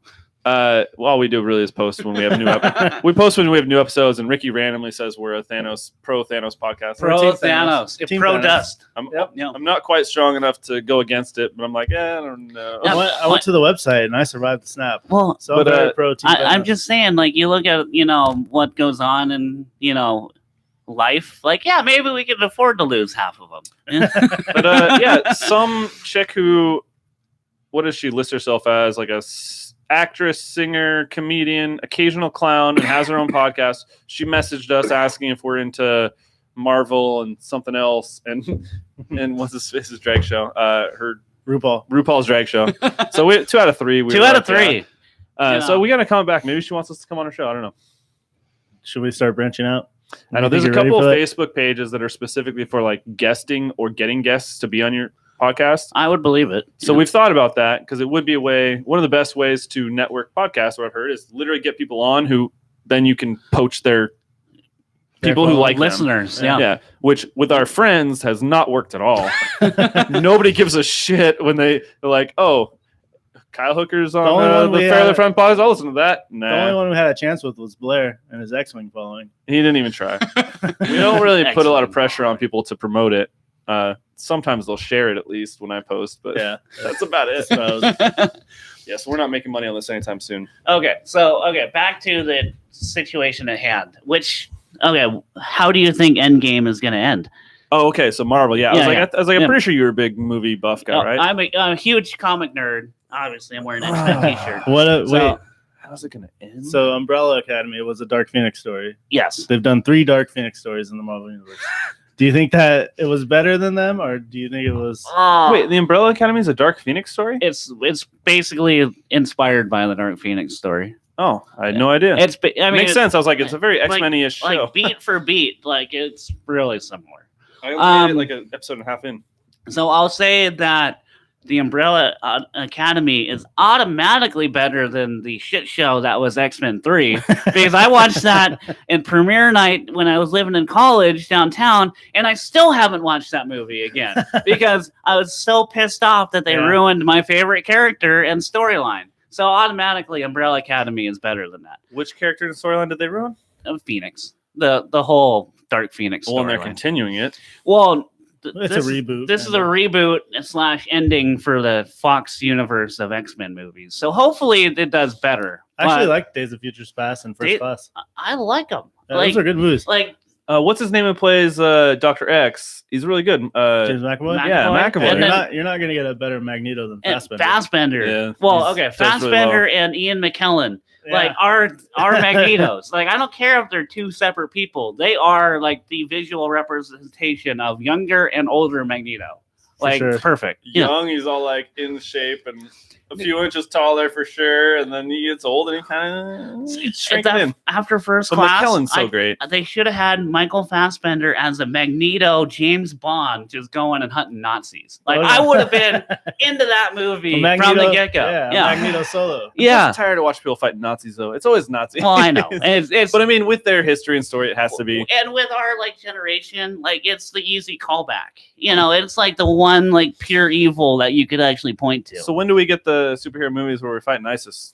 Communism? About 20 years from now. It's got a while. Yeah, the Lone Soldier. It's going to be tough since we beat them, but the Lone Soldier, that's true. Fucking Mark Wahlberg. Good God.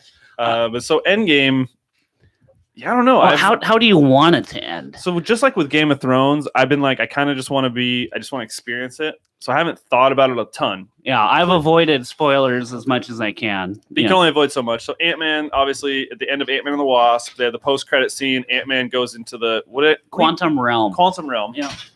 And then everybody else, the people who controlled it, who were supposed to pull him back out, gone. This whole like half the people die. I'm pretty sure like 3/4 of the superheroes died.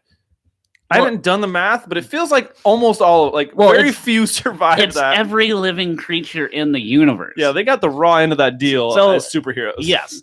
But, like, you know, you think about all the insects or all the dogs or all the monkeys, like, you know, that's just on Earth. Like, I hadn't thought about that. I thought it was just killing the human population. No, it's anything that would soak up resources. He was adamant about trying to wipe out to prolong life as long as possible. But it destroyed the gauntlet, right? One that was destroyed, yeah. So he warped himself out of there to somewhere, but so that people assume like somehow in the quantum realm he's going to go back in time, right? That they are. The Avengers are. More than likely. I heard a podcast where he talked about, and I don't like people to dig too deep. I don't want to dig too deep, but I already heard this, so I can't unhear it.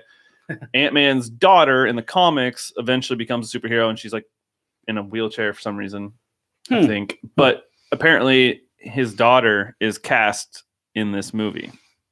Supposedly. So they're thinking that there's some future travel as well. And she comes back to the past and helps. I think this game or this movie is going to totally like redo the timeline from the previous 21 movies. I think everything is going to be changed afterward. Which that's why I hate time travel. Yeah. Did you watch the last Terminator movie with the chick who plays Daenerys? Emilia Clarke. It was horrible. I was like, wait, so they just went back in time and just redid it? It's basically what happened. It was lit. I watched it premiere night in Chicago that summer. Then I was there on a work contract, and I walked out of that like I wanted to like it. I did too. She's awesome. A good actress, and I mean, I think she's. No offense to her looks. I don't think she's attractive as most people act like she is. She's hotter. She's obviously very attractive. I think she looks better when she's in Daenerys getup than she is when she's Emilia Clarke. Yeah, Ricky didn't like her when he saw the red red carpet photos. She's like got like black hair right now or something. Well, I think that's her real color of the newest season. Yeah, none of the girls look attractive at all. Well, and like they're all done up hardcore. Well, her and the Han Solo movie, like it just she was badass in that. She was badass, but like I just like her. I like her look better as Daenerys than. And then spoilers, she turned out to be a turncoat bitch. But hey, Darth Maul is a hell of an influencer. Yeah. So was that supposed to be actually Darth Maul or just another? No, it's Darth Maul because he lived after Episode 1. Isn't it based on like the cartoon or something? He didn't live after cartoon Episode 1. He watched the Clone Wars. Clone Wars, that's what it is. He features prominently in a couple different seasons of the Clone Wars. I have watched it and I don't pay close attention. They cut him in half in Episode 1. He's got robot legs at the end in Clone Wars. Oh, I think I just didn't realize that was supposed to be Darth Maul. So there's not two. Just somebody else from that planet. So in the Clone Wars cartoon, there are two. That's him and his brother, Maul and Savage or whatever his name is. I remember Savage because he played a more prominent role. Maul. I guess I didn't realize that the robot-legged one was supposed to be Darth Maul. Yeah. Usually it's on the background. I'm playing on my phone. I might be high. Yeah. You never know. Maybe not. But yeah, no, Maul is still alive, and he could theoretically be alive for episode 9 in December. Like, That would be great. That would be pretty awesome. Call back, bring it back. I would. You want to make As long as they bring back Jar Jar too. No, I love Jar Jar. have the him most hated character have like in him- the entire Star Wars universe is Jar Jar Binks. have him cut Jar Jar in half, and Jar Jar come back as the villain in episode 12. Why don't they Mizak cut one's Jar Jar rad. in half and give Darth Maul Jar Jar's legs? And just get rid of the top half of Jar Jar. It'll look like a Mr. Potato Head version in Star Wars. Just random collected pieces from. no. They're slowing down because they realized they oversaturated the market when they brought it back. They absolutely. What did. about the time travel at the end of Deadpool 2? I just watched this yesterday. Oh, and that was You pretty gotta fucking remind funny. me. I don't remember. Cable time travels, and And- then Deadpool at the end of it gets the Negasonic teenage warhead girl and her little lesbian friend to make fix the portal or whatever, the time traveling Mhm. machine, or forget what they call it, the body slider, whatever. I don't know what we're I at. forgot what they call it. Too. I But watched it anyway, yesterday. he goes back in time for the post credit scenes and goes fucks with Wolverine and goes and fucks with a whole bunch of other things. It's so funny. And it's blatantly like the footage from X-Men Origins Okay, 2009. I never took that Yeah, seriously because yeah. it was in the credit thing. Yeah. Like Yeah, I didn't and really take it as like a real and storyline. then they just edited Deadpool into it. Yeah, And just shooting him in the head. Yeah, and shoot himself right. in the head. And Yeah, I think it was talking like a real movie thing. Like, Sorry about I didn't that. take that Love you. seriously. I didn't take that as like, oh wait, shit. Now the storyline changes. but yeah, no, Deadpool He kills totally- himself. Yeah, Saved because Peter. from the X-Men one. Deadpool He totally. saved Peter. Yeah, I feel Little like fire we should starter. we should do a podcast where we watch comedies high and then review them, I'm Okay. for it. or He can be our comedies first guest. / superhero movies. Like those are the most rewatchable movies to me. Oh yeah, Comedy movies are by far. comedy or action superhero. Like okay, like you Well, can't wa- especially action superhero. Like Marvel has done a good job of making sure there's enough comedy throughout. make it That makes it a entertaining. lot more rewatchable. It's not Justice League yeah. or Batman versus Superman. Well, Where- speaking of Justice League, I watched that yesterday. Oh god, Would you just sit around watching movies all day yesterday? Yeah. That's a great day. Uh, That's such a great day. great Monday. I've I done that watched where I that. went to the Great movies. Tuesday. I watched Yeah. Passengers. I watched something else that I hadn't seen in a while. Okay. I watched The Girl on the Train. Did Justice League feel like it was two separate movies mishmashed into one? I'm a Batman apologist. I like it better than I like the Avengers. He does. He does defend DC quite a bit, mostly because of Batman. You get to see fucking Batman in action, dude. There's nothing better than Ben that. Affleck is just not a good Batman. Yes, though. he is. He's so good. There's like nothing good about it. Okay, now we're on DC. What do you think about the Joker movie? I love it. With Joker's my all-time favorite Joaquin character. Phoenix as the 1980s Joker. I think it's going to be either very, very good or I think they're going to do the Batman. No, what is it? Dark Knight Returns, where Joker plays everybody, says he's reformed, goes on the game show, murders everybody on the game show. that'd be a good story to have. That or But- the Killing Joke, where he The whole one bad day vibe. yeah. Yeah. Okay. Still on Batman. Have you been following what goes on in the comics with Batman lately? Like, there's a Batman who laughs. I've seen that, The yeah. multiverse version of Batman who's also the Joker. He's fucking creepy looking. It's real. It looks like a bondage version of like some 1970s like porn. It's really kind of creepy, but also like it's actually really well written. So I was like, okay, like I haven't bought a DC comic in like 20 years, and then I bought that. I was like, okay, yeah, this is actually pretty cool. I love their animated movies. No, yeah, they do some. They do some pretty ones. good. Like the Killing Joke animated was good. Dark Knight Returns, and then part 1 and 2. Yeah. And I never saw Shazam. What did you guys see Oh, it? Shazam We was did. We excellent. had a 20-minute video where we recapped it, but our reactions to it. That video. I like that it takes place in their universe, so like they can have a Batarang here, they can talk about Wonder Woman, and then they can have Superman. That's true. They made it clear. So like the one kid who's like the superhero nerd, he's got a Batarang. So they made sure it's like clear that those. Well, I mean, I guess they don't make it clear if he exists like in real life. Well, they have all the newspaper headlines. But it and sounded like it. he's got Yeah, a bullet, it's a replica Batarang. So it's like if it's a replica, it's got to be a replica of a real one. So you but he's assume- got a legit bullet. Well, and Superman that- shows up in the Spoiler alert. it's like he doesn't show up and do anything. It was basically like a post credit scene, but they did it Was it actually Superman, or is it actually just like? Is Well, they don't even somebody- show his no, face. it Okay, pans, yeah. It shows the S and then it cuts out. Okay, Yeah, there He you go. walks Yeah. forward. You can see from neck down. They didn't have to edit out Henry Mustache. Cavill's mustache. But then the end credits are a blatant ripoff of Spider-Man: Homecoming. Oh, really? How it's just the animation with the Ramon song. Yeah, Animation with the Ramon song. that's pretty bad. Yeah. Yeah. I mean, so it is an entertaining movie.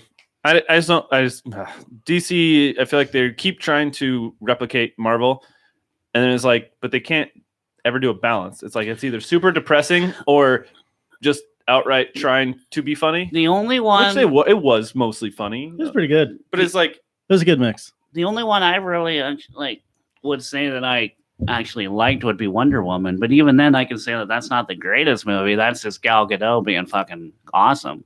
yeah, I mean, Wonder Woman's a great I didn't character. really, yeah. She's a great character. I felt like they made the movie too much about Chris Pine. Pine.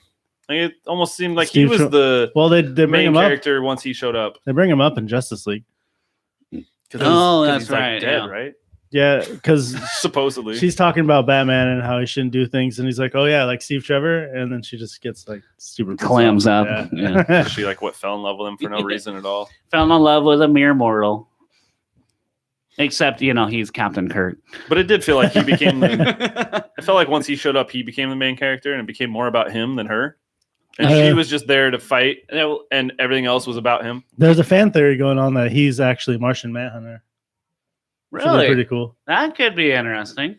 I don't remember how he died in the movie. So yeah, is it one of those where like he Going could down- maybe not be dead? What? Okay, yeah. I mean, shit, the Winter Soldier was supposed to survive for 70 years. How many or whatever. times has Loki died and come back? No more resurrections That's why this it time. was so great when Thanos is like he almost like might as well have looked right at the camera and broke the fourth wall like he's really dead this time. Like he might as well have just said that. But he's swear to probably God, he's probably not just coming gonna pop up in the stinger for Endgame. Wasn't he gonna get a TV show? He's got his own Well, TV show. Disney Plus is gonna have him do his own TV show, but it's gonna be him being Loki like through human history. Because who is the guy from Shield from Avengers who died in Avengers and then he was on Clark Gregg? Coulson, yeah. Coulson yeah. who got his own TV show. And it's like, Yeah. oh yeah, so it turns out he wasn't really dead. So that happens like Coma. after the Avengers. All Yeah, the yeah. all the Loki stuff is gonna be prequel, like him fucking with human society, like through the history of humans. So it's just gonna be him on Earth, like maybe like fucking up like Julius Caesar and like the Roman times, or like being like an Egyptian pharaoh. Like Just, like, I'm tricking for him. I'm Yeah. for Tom Hiddleston doing that in a whole like fuck up history. Hiddleston's role. great. He was a 007 a person that people thought should Well, be 007. Him and Hemsworth are Hemsworth. both. I just Alba. People are like, hey, let's have a black one. There was female, I think, British actress who they were somewhat. I don't know. I've heard. Not that What they were about- like actually. It's Colin Firth, isn't he? Yeah. Oh, I'd he's, go with him. Yeah, he's quite a bit older he's older, than but usually 007 is, but yeah, I mean he'd be fun. he would have been a really good one maybe 20 years ago. Yeah. Who was the dude Or the from first Miss Kingsman. Doubtfire who was 007? Chris Brosnan? Pierce Brosnan. He was probably the most unathletic 007, Daniel Craig has right? been excellent though. Yeah, Daniel Craig's awesome, but He's bailing. What man. about, He didn't um, like it. he's done. Yeah, He did Clive what, 3 Owen, is he movies? British? Clive Owen is definitely British. I haven't seen him in anything for a while. Wait, wasn't he the bad guy in one of them? No, Clive Owen is awesome. Clive Owen. He's done a couple movies. Then he did that Showtime TV Stars TV show, The Nick, Oh, with Steven Soderbergh for 2 seasons about a New York hospital in like 1901 or whatever. He's like a surgeon just fucking up all these people. Oh, the It's Nick. Yeah, that amazing. comes up pretty quick on his thing. Yeah. It's one of my His- favorite ones he's done. his movie Shoot 'Em Up was so good. That was really good. Children of Men was Children awesome. of Men is an all-timer. That's Colin Rhodes' favorite movie. Rhodes is a big Never seen it. Rhodes is a big cinemaphile. That Children of Men is one of the best movies I've ever seen. Just it's got such a good just flow to it that like that one long shot where there is a motorcycle chase and it's all one long camera shot. It's fucking gold. Like it's cinematography gold right there. I'm a big fan of movies, but I like the movie theater experience. I don't watch them at home as much as like would think I would. Do you think that they should make another Mad Max?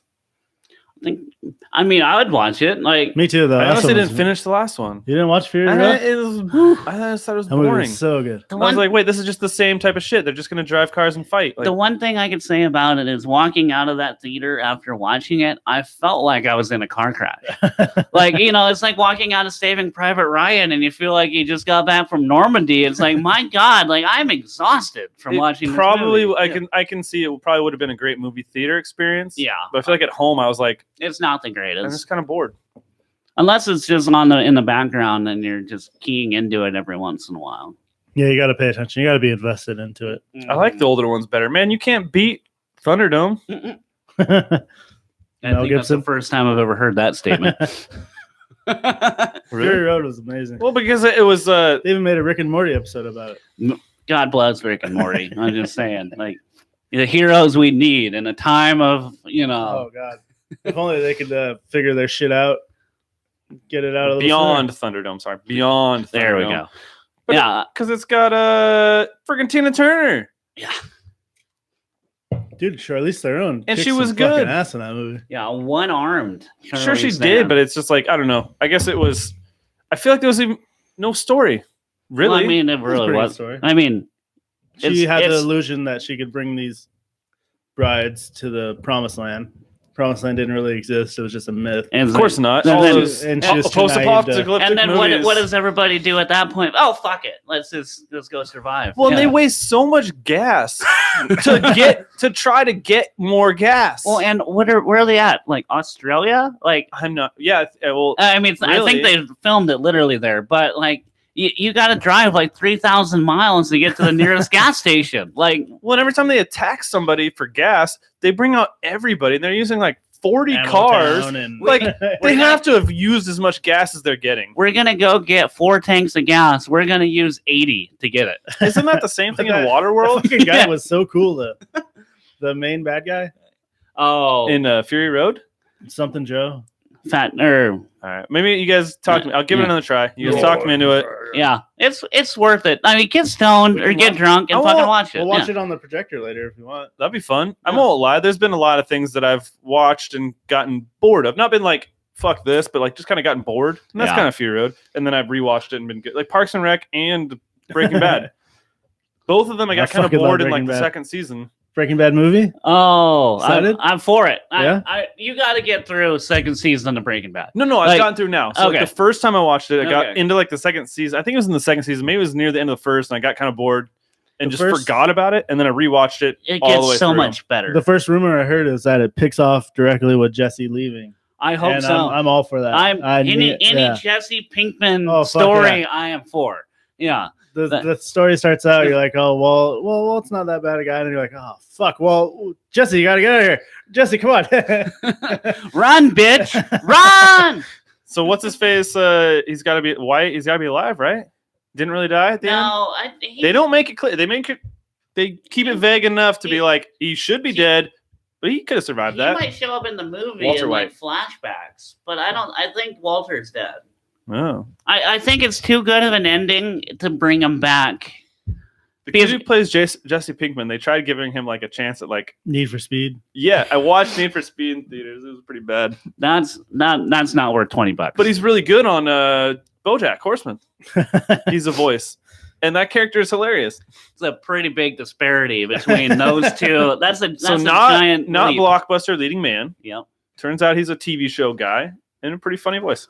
I never got a watched great his voice. TV show, the other one that he did for a couple years. I I didn't can't either. remember what it was called, obviously, but I don't even know his real name.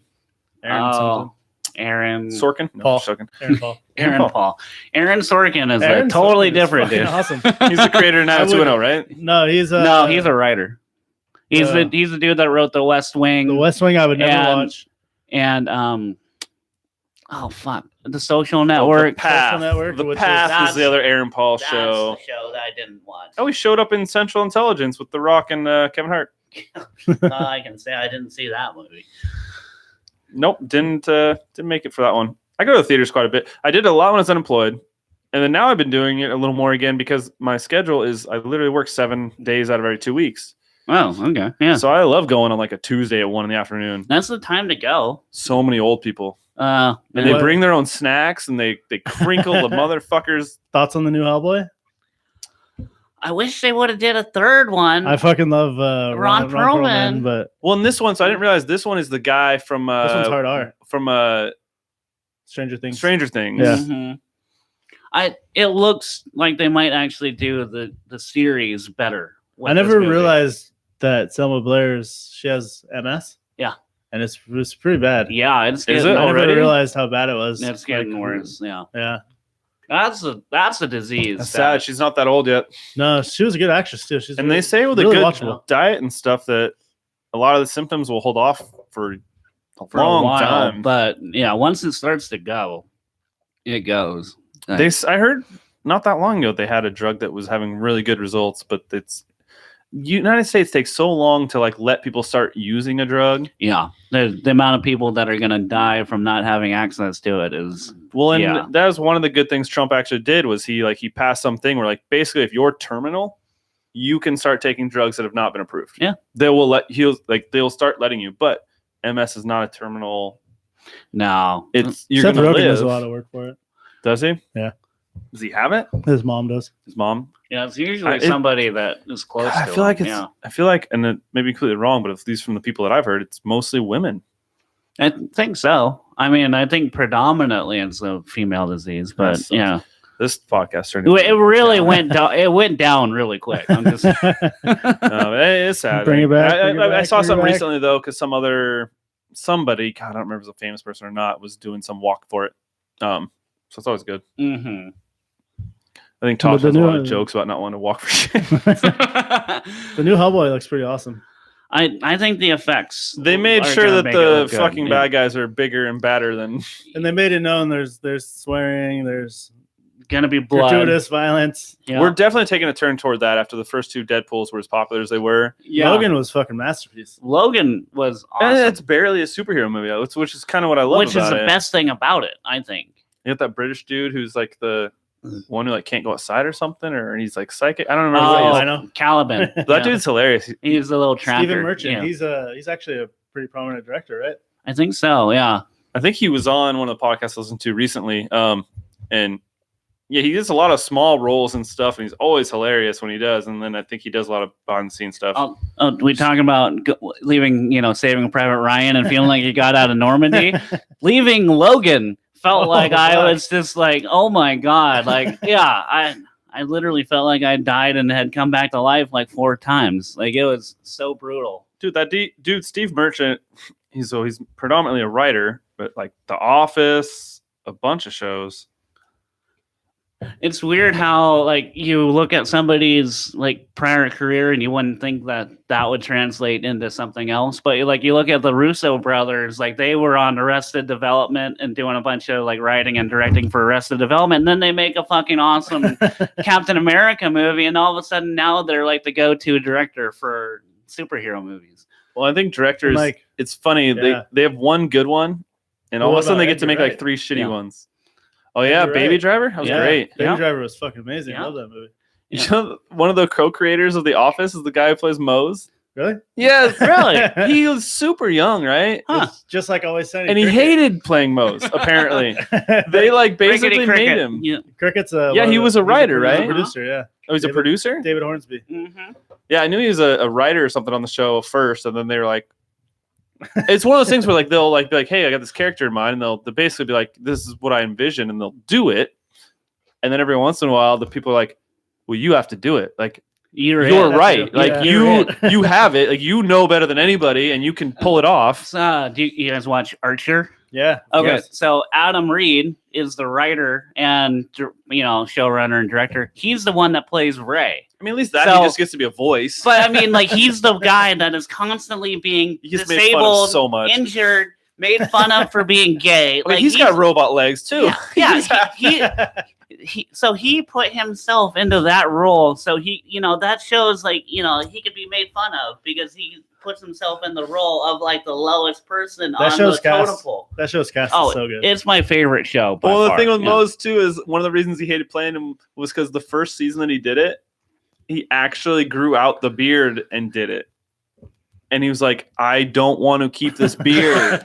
And so finally they let him shave it and use a fake beard for future seasons. He's like, you guys, I cannot live and walk around with this beard, which I don't understand. Yeah, H. John Benjamin, man. He's That guy has the fucking golden he's voice. my Now he does the spirit Arby's animal. commercials? Yeah. The only We place, have the meat. the only place low enough to show H. For John sandwiches. Benjamin's face. We got the meats for sandwich. He's the voice of the can in American Wet Hot American Wet Summer. Hot American Summer.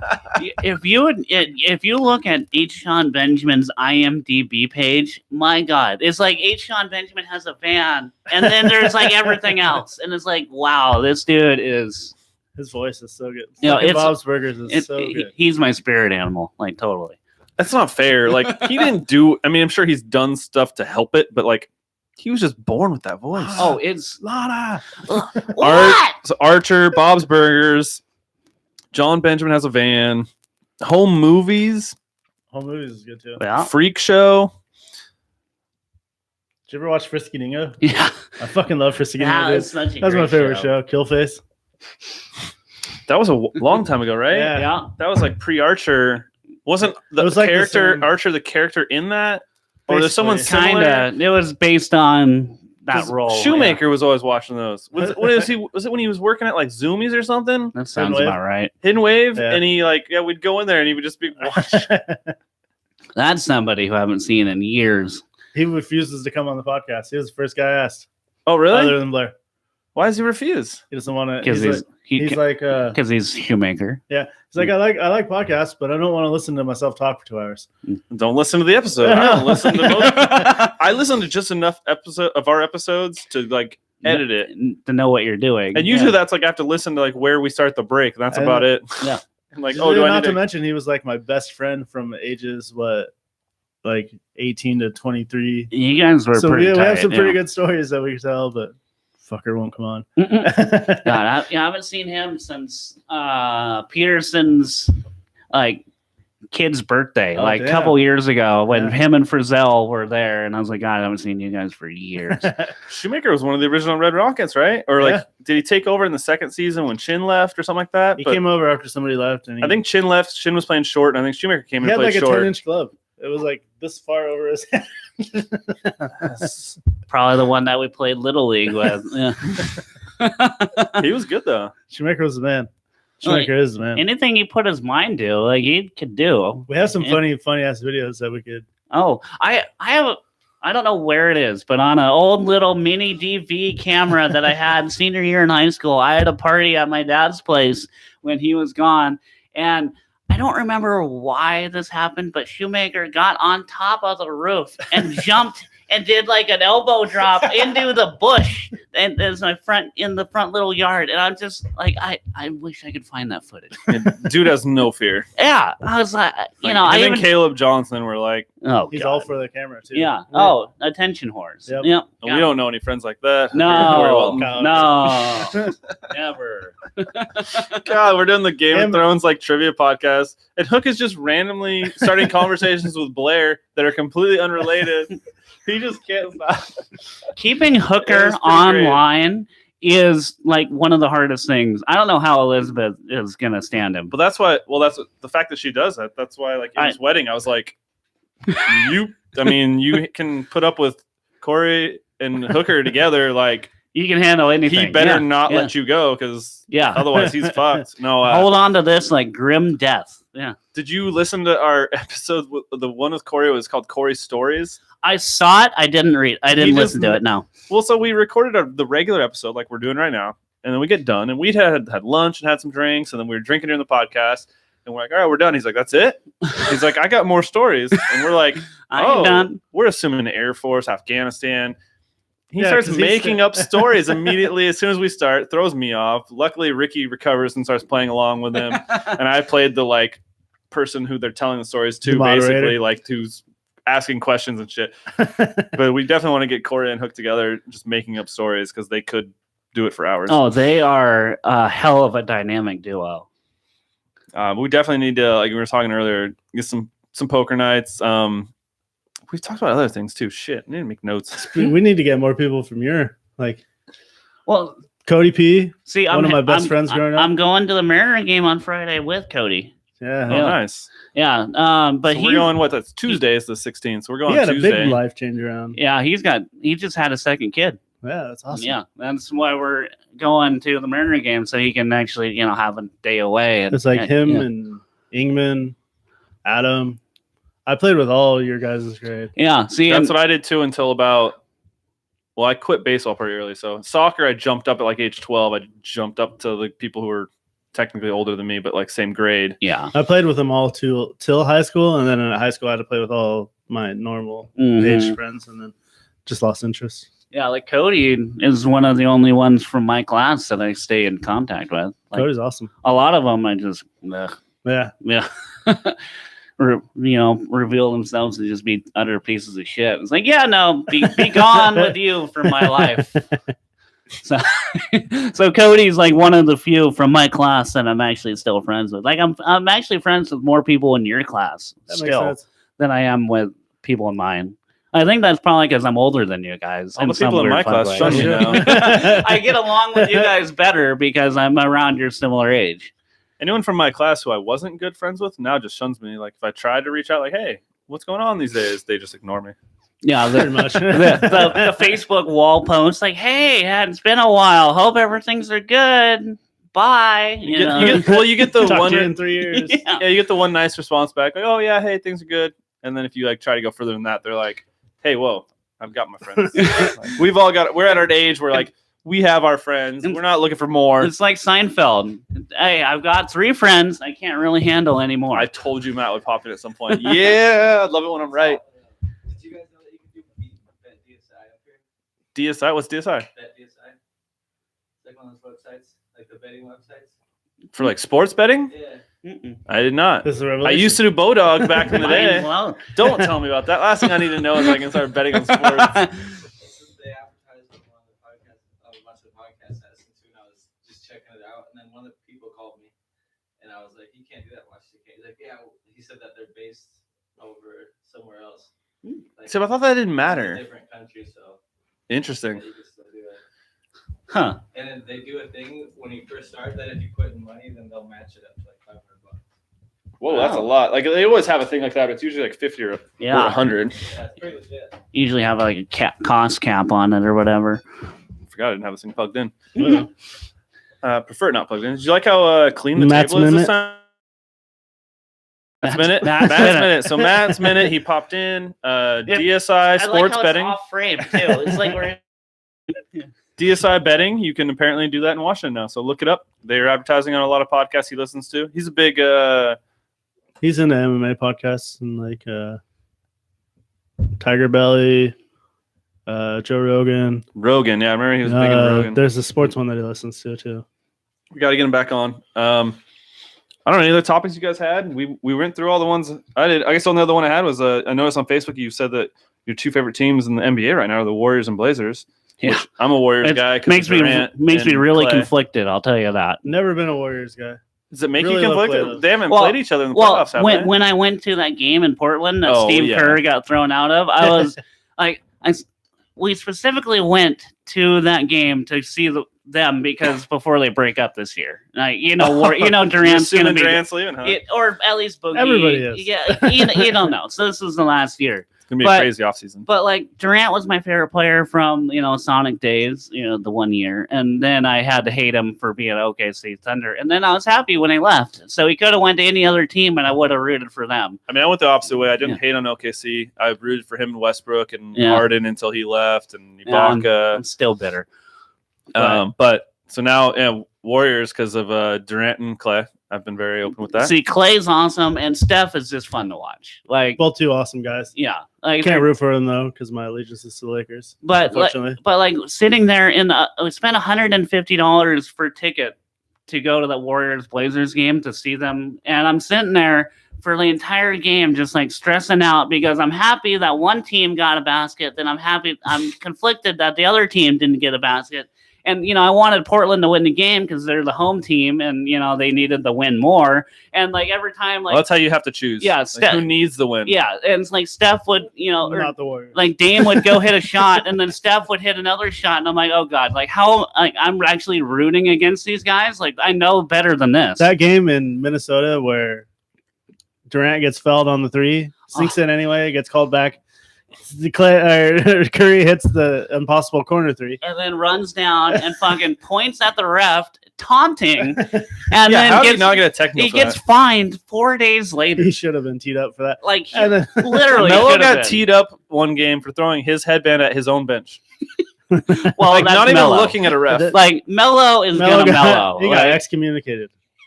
But the whole rooting for two different teams, I understand, because Mariners Red Sox are like 1A, 1B for me. Yeah. But yeah, when they played head to head, I root Mariners. see, But then in the playoffs, it's never come up. yeah. Yeah. Well, Never had to choose. and like I know, like if they meet in the playoffs, like it's no chance. Like I know that. So it's like it's like I'm rooting for the Blazers, but I'm realistic that they're not gonna get past it. They need your support. They need my belief. More They're than not ever. gonna have it right now without a couple better players.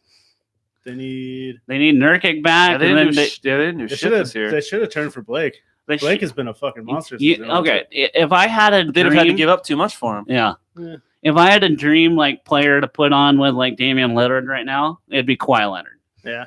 Kawhi Leonard and Damian Lillard would be one hell of a 1-2 punch for that team. But that's his wishful thinking. Of course. But yeah, since the Sonics left, like I've had to make do with what I have. And Portland being the closest and being actually okay with Damian is why I root for them. The way the NBA happened this year, now I'm rooting for Durant to go to the Mavericks and play with Doncic and Porzingis. Dude, if as long as Porzingis doesn't, end up in jail in New York on a rape charge. All right, so let's address that because, so this woman lived in his building. She's claiming he invited her in and then raped her on a night that he tore his ACL. Yeah, it's not the most And intelligent she also thing. didn't Terrible report timing. it to the police because supposedly they were trying to pay her off. Yet they reported it immediately because she was asking for money immediately. Yeah, $68,000 for her brother's So college. I can't or imagine whatever. he's going to end up in any trouble at all when they reported it immediately and she waited a year and it supposedly happened hours after he tore his ACL. Like, Yeah, it's- do some research. Pick a better night. They're all question marks. Like, I just can't yeah. imagine this really happened. Who is, first of all, not in the hospital? One, why wasn't he in the hospital still for like a perfect alibi? Yeah, So that is a little weird. Yeah, that is. I mean, He must have Yeah. actually gone home, or they would just be like, "Well, Maybe- you're an idiot. maybe at a club to Look get at to when I that checked night. in and checked out of the hospital." But I don't know. I just don't feel like if I personally was deciding I was going to rape someone in my building, I don't feel like it'd be when my ACL had just been torn and Yeah. is in utter pain. I don't want to sound insensitive, but you can't really get a lot of leverage on one ACL. And I won't lie though. But you I would have yeah, to yeah. be really threatening with that crutch. And I won't lie. I've thought a lot about when I would rape somebody. So We're very anti-rape podcast. Just want to get that out there. Very anti. pro Thanos, anti-rape. yeah. We're mixed bag. It's on, a line, incest. pro Thanos, anti-rape. Thanos can be pro Thanos and also anti-rape. I'm just saying, That's why you got rid of half the people. But at least Porzingis is going to be there. Unlike Magic Johnson, who just dropped a bomb in the middle of a fucking game, Yeah, and shit. just, We should address That's- that real quick before we wrap this one up. apparently that's consistent throughout Magic's life. well, you look at like the Lakers coach. He was 1 year, maybe if that. Yeah. He had a talk show host.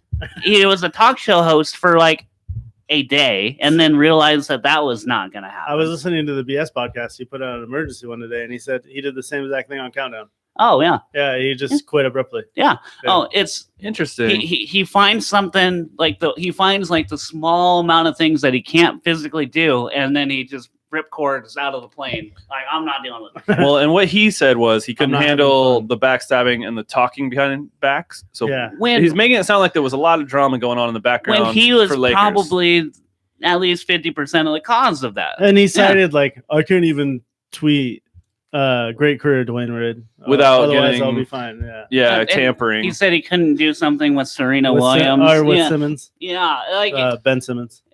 yeah, Oh. it's just like he wanted the freedom of being Magic Johnson again instead of Irwin President Johnson. Yeah, I mean, and there was a lot of talk that really he was leaving the day to day to Pelinka, and he didn't want to have to like deal with that shit. And Well, yet apparently it he was never on board with Pelinka in the first place. Well, and apparently he wasn't even there most of the time. Like, Yeah, that's what like they're saying. Pelinka would walk into like the Lakers training facility, and the first thing he would say is, "Oh, Magic not here." Just to like rub it, point it out to everybody, like, "Oh, hey, where's Magic? Oh, he's not here. Oh, yeah." I will say I'm on board with him not talking to Jeannie beforehand because his excuse was like she she would talk me into it. Like, I mean, I get I've it. had to do that. I've Same had to way. quit jobs like that. I get it. Yeah. That's Because why they've talked me into staying. Yeah, I quit Domino's the week that I knew every general manager and everybody important was in Vegas. Yeah. Because I knew that they wouldn't. That's your exit strategy. Yep. Like, I get it. Like, it doesn't make it the whole like clusterfuck of a Lakers season go any better, but I get it. So does Luke Walton have a chance to keep the job then? Well, he's employed today. Well, the which new is, president? Apparently, he was planned on getting fired hours, and he knew he was going to get fired. But Yeah. Now, who knows? But Pelinka's I the hope not. GM, right? I love Luke. So Pelinka Luke- could still fire him. Luke does not deserve to get fired. Like Luke's No, going to well, get fired, from- but from Luke my does age- He'll not get another deserve. job. So Yeah. he's a good Yeah. coach, but from that's my the age thing. and my fandom, Yeah. Luke over Magic.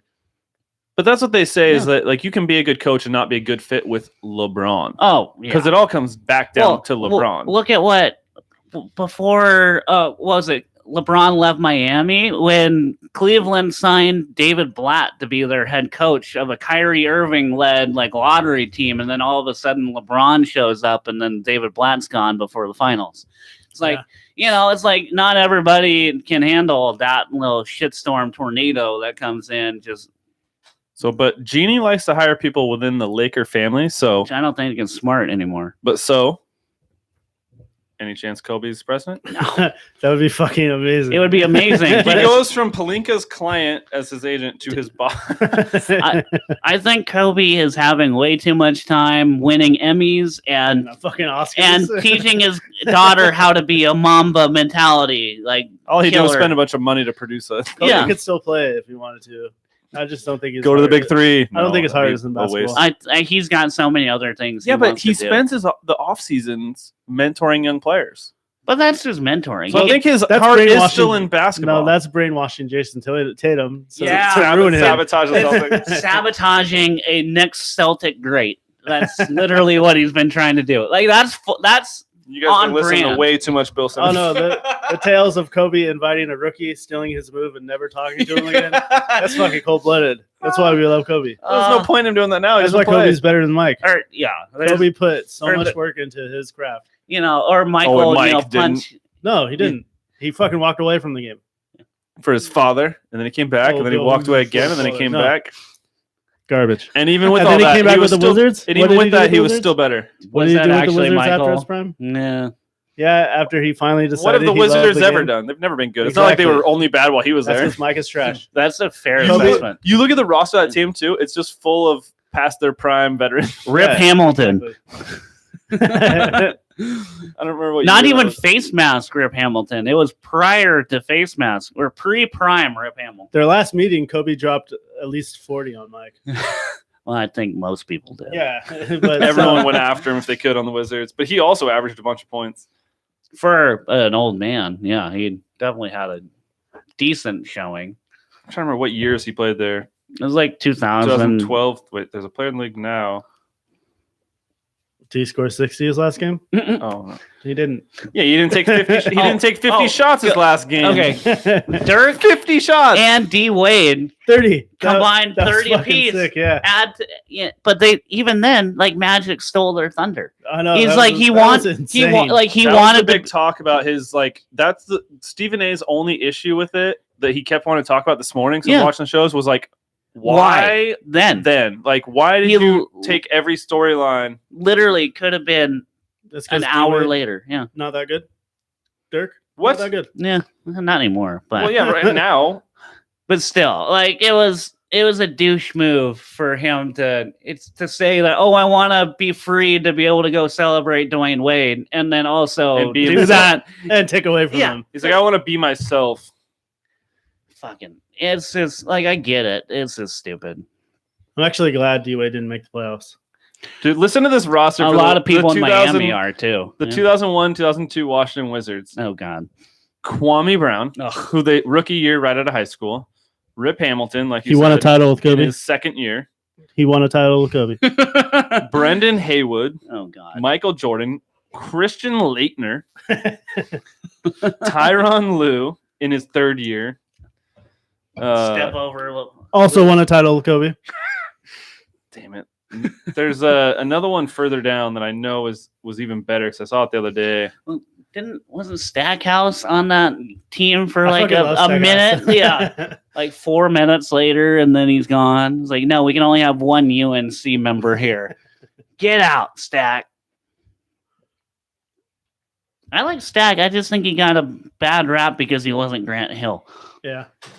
So on the 2002-2003, they also had Charles Oakley Oh, in his Oh. 17 years of experience going into that. That's 17 years of being an enforcer. Yeah, Brian Russell, Oh, Jerry Stackhouse, Russell probably won a title with the Lakers too. a young Eaton Thomas, Larry Hughes, oh God. who played with LeBron for a while. I was just listening to the thing about him. He came out too early because his family was in such a bad position. Yeah. He needed to make the money. Yeah. Well, he was a straight scorer. I think he would probably be better in today's game than he was with more Bad. space than he Yeah. was then with playing along He was a LeBron. solid Oh, contributor. you All right, he think, was you think good. of somebody that would succeed in this day and I age? think he might have made an all-star Tracy team. McGrady. Tracy McGrady. Well, if for him it was health as What all. about Well, Agents- yeah, if he would have stayed healthy in this day and age, it would have been like his like. Well, and if he ever Yeah. played on a team where he didn't have to be the number one creator for everybody, Yeah. What about Agent Zero? Well, Gilbert, He'd be bringing a in the fucking automatic madness, weapons, dude. yeah. He'd be madness. Yeah. gambling and guns in the Re- locker room. remind I me- can't support that. Remind me never to make a bet with Gilbert Arenas. I'm just saying, yeah. All right, so and we all assume the Warriors are going to win, right? Oh yeah. No, Warriors are going to implode. The fucking Raptors are going to win. Raptors out of the East. That's who I picked in the beginning of the year. I'm not going to waver now. Wow, That's true. We got okay. it. Oh yeah, let's go. We should look at that real fast, even though we're already 2 hours in. Let's look back at our notes from when we were an NBA podcast. I don't think We had We gotta I pivot. had LeBron. Actually, I chose LeBron as MVP. Ricky chose Wow. Kawhi of all things. Okay. Uh, If Kawhi would have played more games, I He just would've been really in the thought the conversation. Lakers I don't know why I didn't pick Giannis. would be like a 4 seed, and that would be good enough. Well, that's the difference between the Eastern Conference and the Western Conference. Pretty much. We both had Kawhi as the comeback player of the year, defense player of the year. You had AD. I took Draymond. I don't think either of them has a chance at winning Yeah. it. No. Obviously not. No. Western That's not Conference fair, though. champs. You took the Lakers. Good. Of course. Well, he's on brand. So, yeah. But yeah, you had Toronto winning it. I had Golden State. I had But- Boston from the yeah. East. My claim was always that Golden State's going to implode sometime within the year, and they're not going to make the finals. Well, when Draymond was calling KD a bitch a couple emphatically, and Klay Thompson is sitting right in the middle of them, but just looking like, God, I got to sit here between you fuckers. But honestly, it doesn't even matter because KD is still an assassin. He Oh, doesn't give yeah. a shit. No, he's he's- gonna walk into a game and he's gonna hit his shots. The only thing he's that the can most consistent player they have. the only thing that can get to him is if somebody on Twitter or Instagram pisses him off before the game. Did you see it? I was just watching.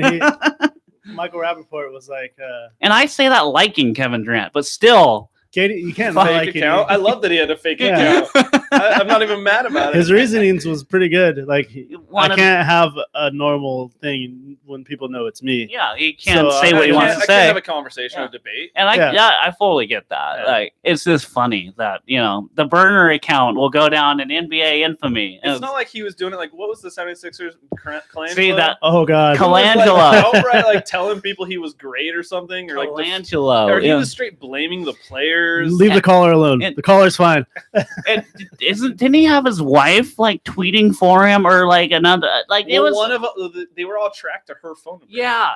So like how So it was like he was using her phone number he created accounts through her phone number. Like buy a people bird? are still not going to get back to you. Like, it was his wife, not him. Like, This should be like a staple for like real life like life goals. If you're gonna have a burner account, get a burner phone number.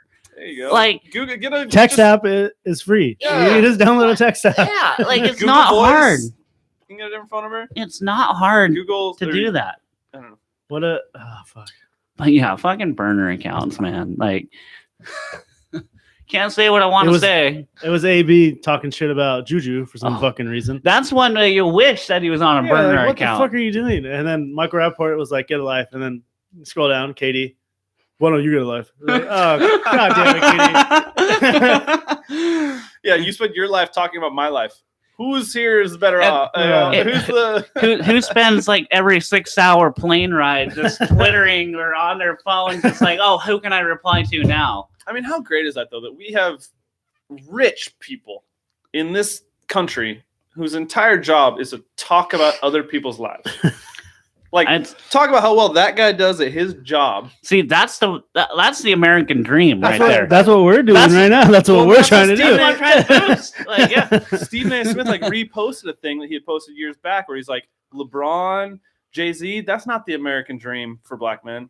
I am the American dream because this is like real. Like you have a 1 in a trillion chance to be LeBron or Jay-Z. You couldn't be Stephen A. It's possible. Yeah. Yeah, that was a great. And what's you gotta respect Stephen A. Stephen A. Awesome. That man put in fucking hours. Yeah. Yeah, who are the two dudes who got the Stars show for their like YouTube podcast? Jesus and Mero. Jesus and Mero. I fucking love Jesus and Mero. Yeah, they're there's two guys who just like hang out and talk about started out on Vice and then went up. Yeah. Even making it on Vice to have your own show is fucking like a daily show on Vice. Yeah, it's something. It's something I'd like my travel documentary series to be on, like that, or we need to put you on the E channel. Hey, no E channel, no E channel. Party on, with Andrew Adkins. On the E channel. What am I, Jenny McCarthy? Remember back when we were in high school, Howard Stern show was on the E channel. Was on E. And then it was Howard Stern, and then it was okay. On okay, if we're getting the Howard Stern E channel, I'm for it. Anything post Howard Stern E channel, I'm not. Because they played everything. They just put fuzzies over the chicks' tits and shit. Yeah. We're Howard Stern. You're Party On. Okay, I'm for it. I'll take that. I will take that. Yeah, we should do something. We need to figure out stuff for our YouTube channel that can be like short 20 to 30-minute videos. That we need to go traveling with Adkins. Not just our podcast, because. I know some people have told me they we should do a festival with Atkins. Come! Oh, I was going to tell you. Well, I told you about that. I told you about festival? That. What do you mean a festival? Go to a music festival. Oh yeah. We can make an episode of it. Like I can do a part for my travel doc, and you can do a part for yours. Really high on hardcore drugs, and then we'll tell stories about whatever we can remember. What you call them hardcore drugs? I call them breakfast. What a Wednesday, right? But yeah, no, like any of the concerts I'm going to, we want to make something out of. I definitely want to do one this summer. At least one like festival, like legit, like not one night concert, but that too. Well, I like feeding off like concerts. What I love is like I love feeding off everyone else's passion for the music. See, if you come to the Gorge for that Above and Beyond weekend, like most people there, like are there because they're absolutely passionate about the music. So it would be quite the experience to experience firsthand without going in. Like, I love feeding off. Yeah, like, I'm not a super extroverted person or outgoing person, but I feed off people who are like that, and it energizes me. Like that venue or that concert is going to be a lot better atmosphere than the Rob Zombie Marilyn Manson concert I want to go to down in and at the end of like August or whatever. That's going to be full of a lot of douchebags. Gotta be some good mosh pits. And that's what's it called? What, Twins of Evil or whatever? It's at the amphitheater that nobody likes to go to. The shithole White River Amphitheater. White River. Okay. The amphitheater itself is not bad. The fucking way to get the there traffic in and out is fucking horrible. It sucks. So like the night before they play at White River, they play in Portland. My goal is to go to the Portland concert because it would take the same amount of time to drive to Portland and back to go to that show as it would to go to the White River and wait 6 hours to get out of that parking lot. Oh yeah, definitely. A much better usage of my time. And I'm much less pissed off when I'm not sitting in traffic. Or whenever you leave 3 hours early and you somehow still manage to show up an hour late for the show. Yeah. But yeah, come to a show this summer or whatever. We can do something cool with it. I definitely want to. Yeah. Any other thing you guys want to hit real fast, or do some plugs and wrap this one up? What's your website, actually? That's what I said. We need to start doing plugs. We don't do a good job of that. Even people who don't have like, I don't care if you're plugging your own shit or just plugging shit that you're gonna go do that, or that you would like to but can't do. Like, so you should do that. It's all the good shows do plugs at the end. My website is still in the beginning phases of it, but it's the free WordPress version of it. So it's got AndrewAdkinsArt.com. adkins.wordpress.com, and then the video like examples of like documentaries and competitions and all the music videos that I've done, that's on vimeo.com/Andrew Adkins. Vimeo's Nice. good. That's pretty easy to remember. Yeah. So yeah, and I'll send you guys a link to it too, so you guys can check out like the first 5 episodes of that Toronto train wreck documentary. Nice, yeah. That does sound good. That sounds interesting. Yeah. And we can share that too. And then next time I might be able to show you like the final 5 episodes of the 6 through 10 that have been in process the last 8 months. Fuck, man, I hate editing. I've like been learning for this. Okay. And I do it as basic as I possibly can and have it sound like So decent. before I get out of here, I'll tell you, you hate editing. The amount of footage that I filmed for that Toronto documentary of conference calls, of meetings, of random stupid shit that never came to fruition, and I had to go through it all to edit. I Oh, don't edit video, so I'm So- not cutting anything up. so I'm not like, Imagine putting things 20 together. hours of somebody talking, and you have to go get a half hour of usable shit. So, like, okay, I filmed 25 hours worth of footage of that 2-month adventure in Toronto. The documentary, all told, will be 30 minutes. I get That's annoyed just with this podcast having to edit in our like fake sponsor in the middle. Yeah, right. Just that.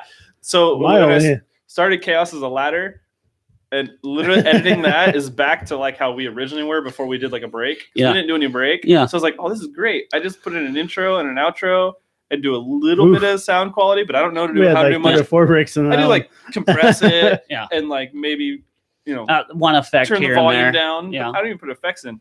Oh yeah, Andrew can teach us how to make like a soundboard shit, Nice. so we can do sound effects like you My- usually yeah, do on your phone. My editing experience is looking through mistakes at someone trying to trick Yeah, escape it. and then trying to get that piece together. You and Hoover, yeah. I mean, it'd be fun. We did the video like one time where because we're have recording this 2 live, so we cut one into like a 10-minute video, Yeah. but we just picked a 10-minute section. We didn't like cut up pieces and put them together. or Yeah. anything. Trying to And make then a we added cohesive whatever story. text came on my I put Brad's picture on the end. And yeah my free video editor. We like added I just use iMovie for Yeah. my iPhone. Yeah, I mean, Oh, yeah. I mean, the professional one I'm using now is on my iPad Pro. It's called Luma Fusion. It was like Yeah. a $30 app, but it does everything Final Cut. It's like Oh, basic. fuck. It's like a That's good to basic know. level Final Cut. So like you can't do anything like really, really involved, like special effects or anything. But if you want to do like basic shit, like it's gold. Yeah, I mean, Jared Johnson, like I said, our part of the Northern State Podcast Network. He got some editor from his student discount because he's in school right now. Mm-hmm. He's been playing around with a few different cheap apps, but like they actually cost money to help with like editing or voice changing stuff. So he can like he created the little intro thing. His problem is the Yeah, I don't know. He's played a lot more around with the production stuff, like creating little sound clips and things. But for some reason, when he records at his house, that's all you hear. it's weird. And Really? his 2 episodes ago, he must have left the echo thing on. It sounded weird, and then he got it off for this new one. Yeah, and like he sounded better on this new one, but you still got his breathing or like weird little sounds. That's never happened when we've recorded with him. Even when we did outdoor at Northern State, Mhm. we did a video there. But then it did happen whenever you were on his Skype. well, that was on my laptop. When I record on my laptop, it does that. Maybe Okay. maybe that's the answer. It might Maybe not have the sound card or video card to be able to do both. yeah, that's what I'm thinking. Well, maybe he's just recording from his computer and not actually his mics. Oh, when he's at his house? Yeah. Oh my God, we should check that. Because we used his digital recorder up at Northern State. So there's the 3 of us, and we're Yeah. outdoors, tons of noise. And Yeah. yet the audio quality on that sounded way better than it does when he does his.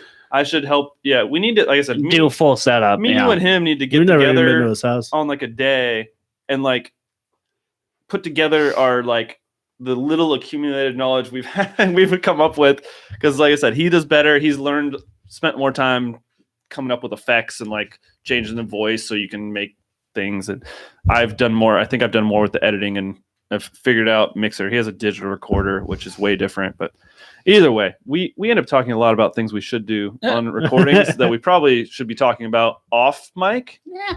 But whatever. Speaking of off mic, Ricky, where's the bathroom at? Oh, just go straight in. Past the kitchen to the left. All right, we'll do our plugs and we'll wrap this one up.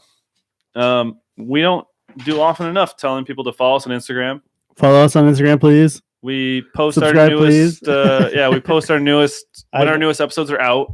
I will say that you having that subscribe, please, seems a little desperate. I took it off.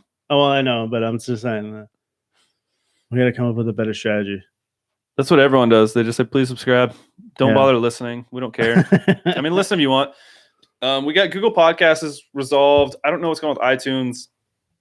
I don't know if they just take longer. I don't want to have to call them, but we might have to. My feed hasn't refreshed, and it won't play previous episodes. It's not doing the core. It won't play the previous, like before Corey. No. I have those two downloaded, so that's why they play. So it's ever since I deleted Podbean. So like I said, we updated it so I know it can work correctly. They need to update their shit. And I think I heard something about they do it every 5 days.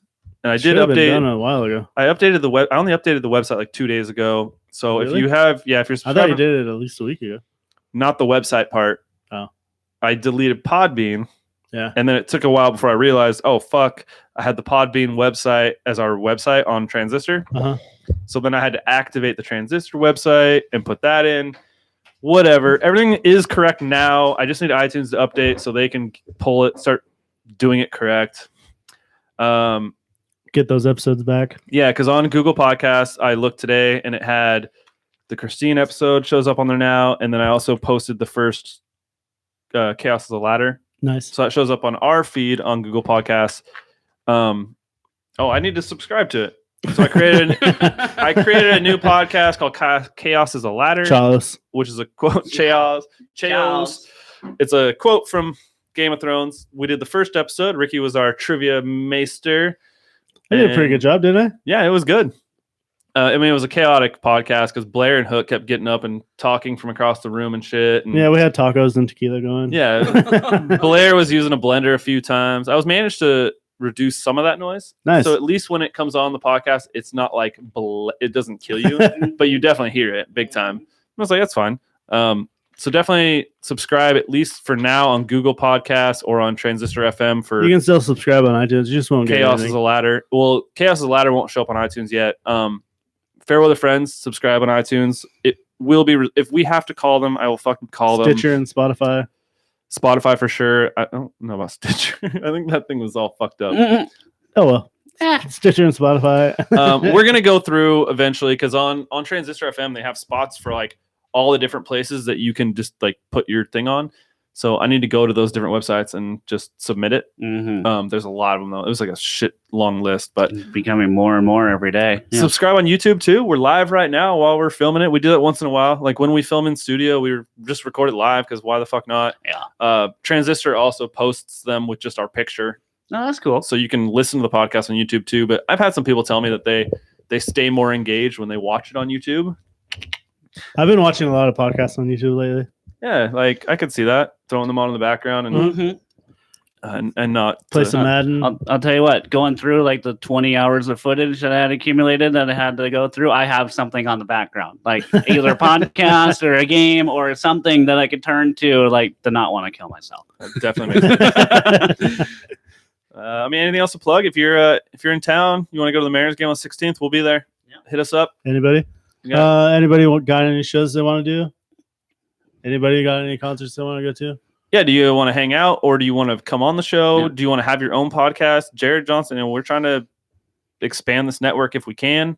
It's tough. We're all busy and working and we're trying to do this on the side. Adult lives. But if you want to do a show, you have an idea of something you want to talk about, whether you want to do it by yourself or with, a co-host, we've got equipment. Even if you want to just come in and use the equipment and have us.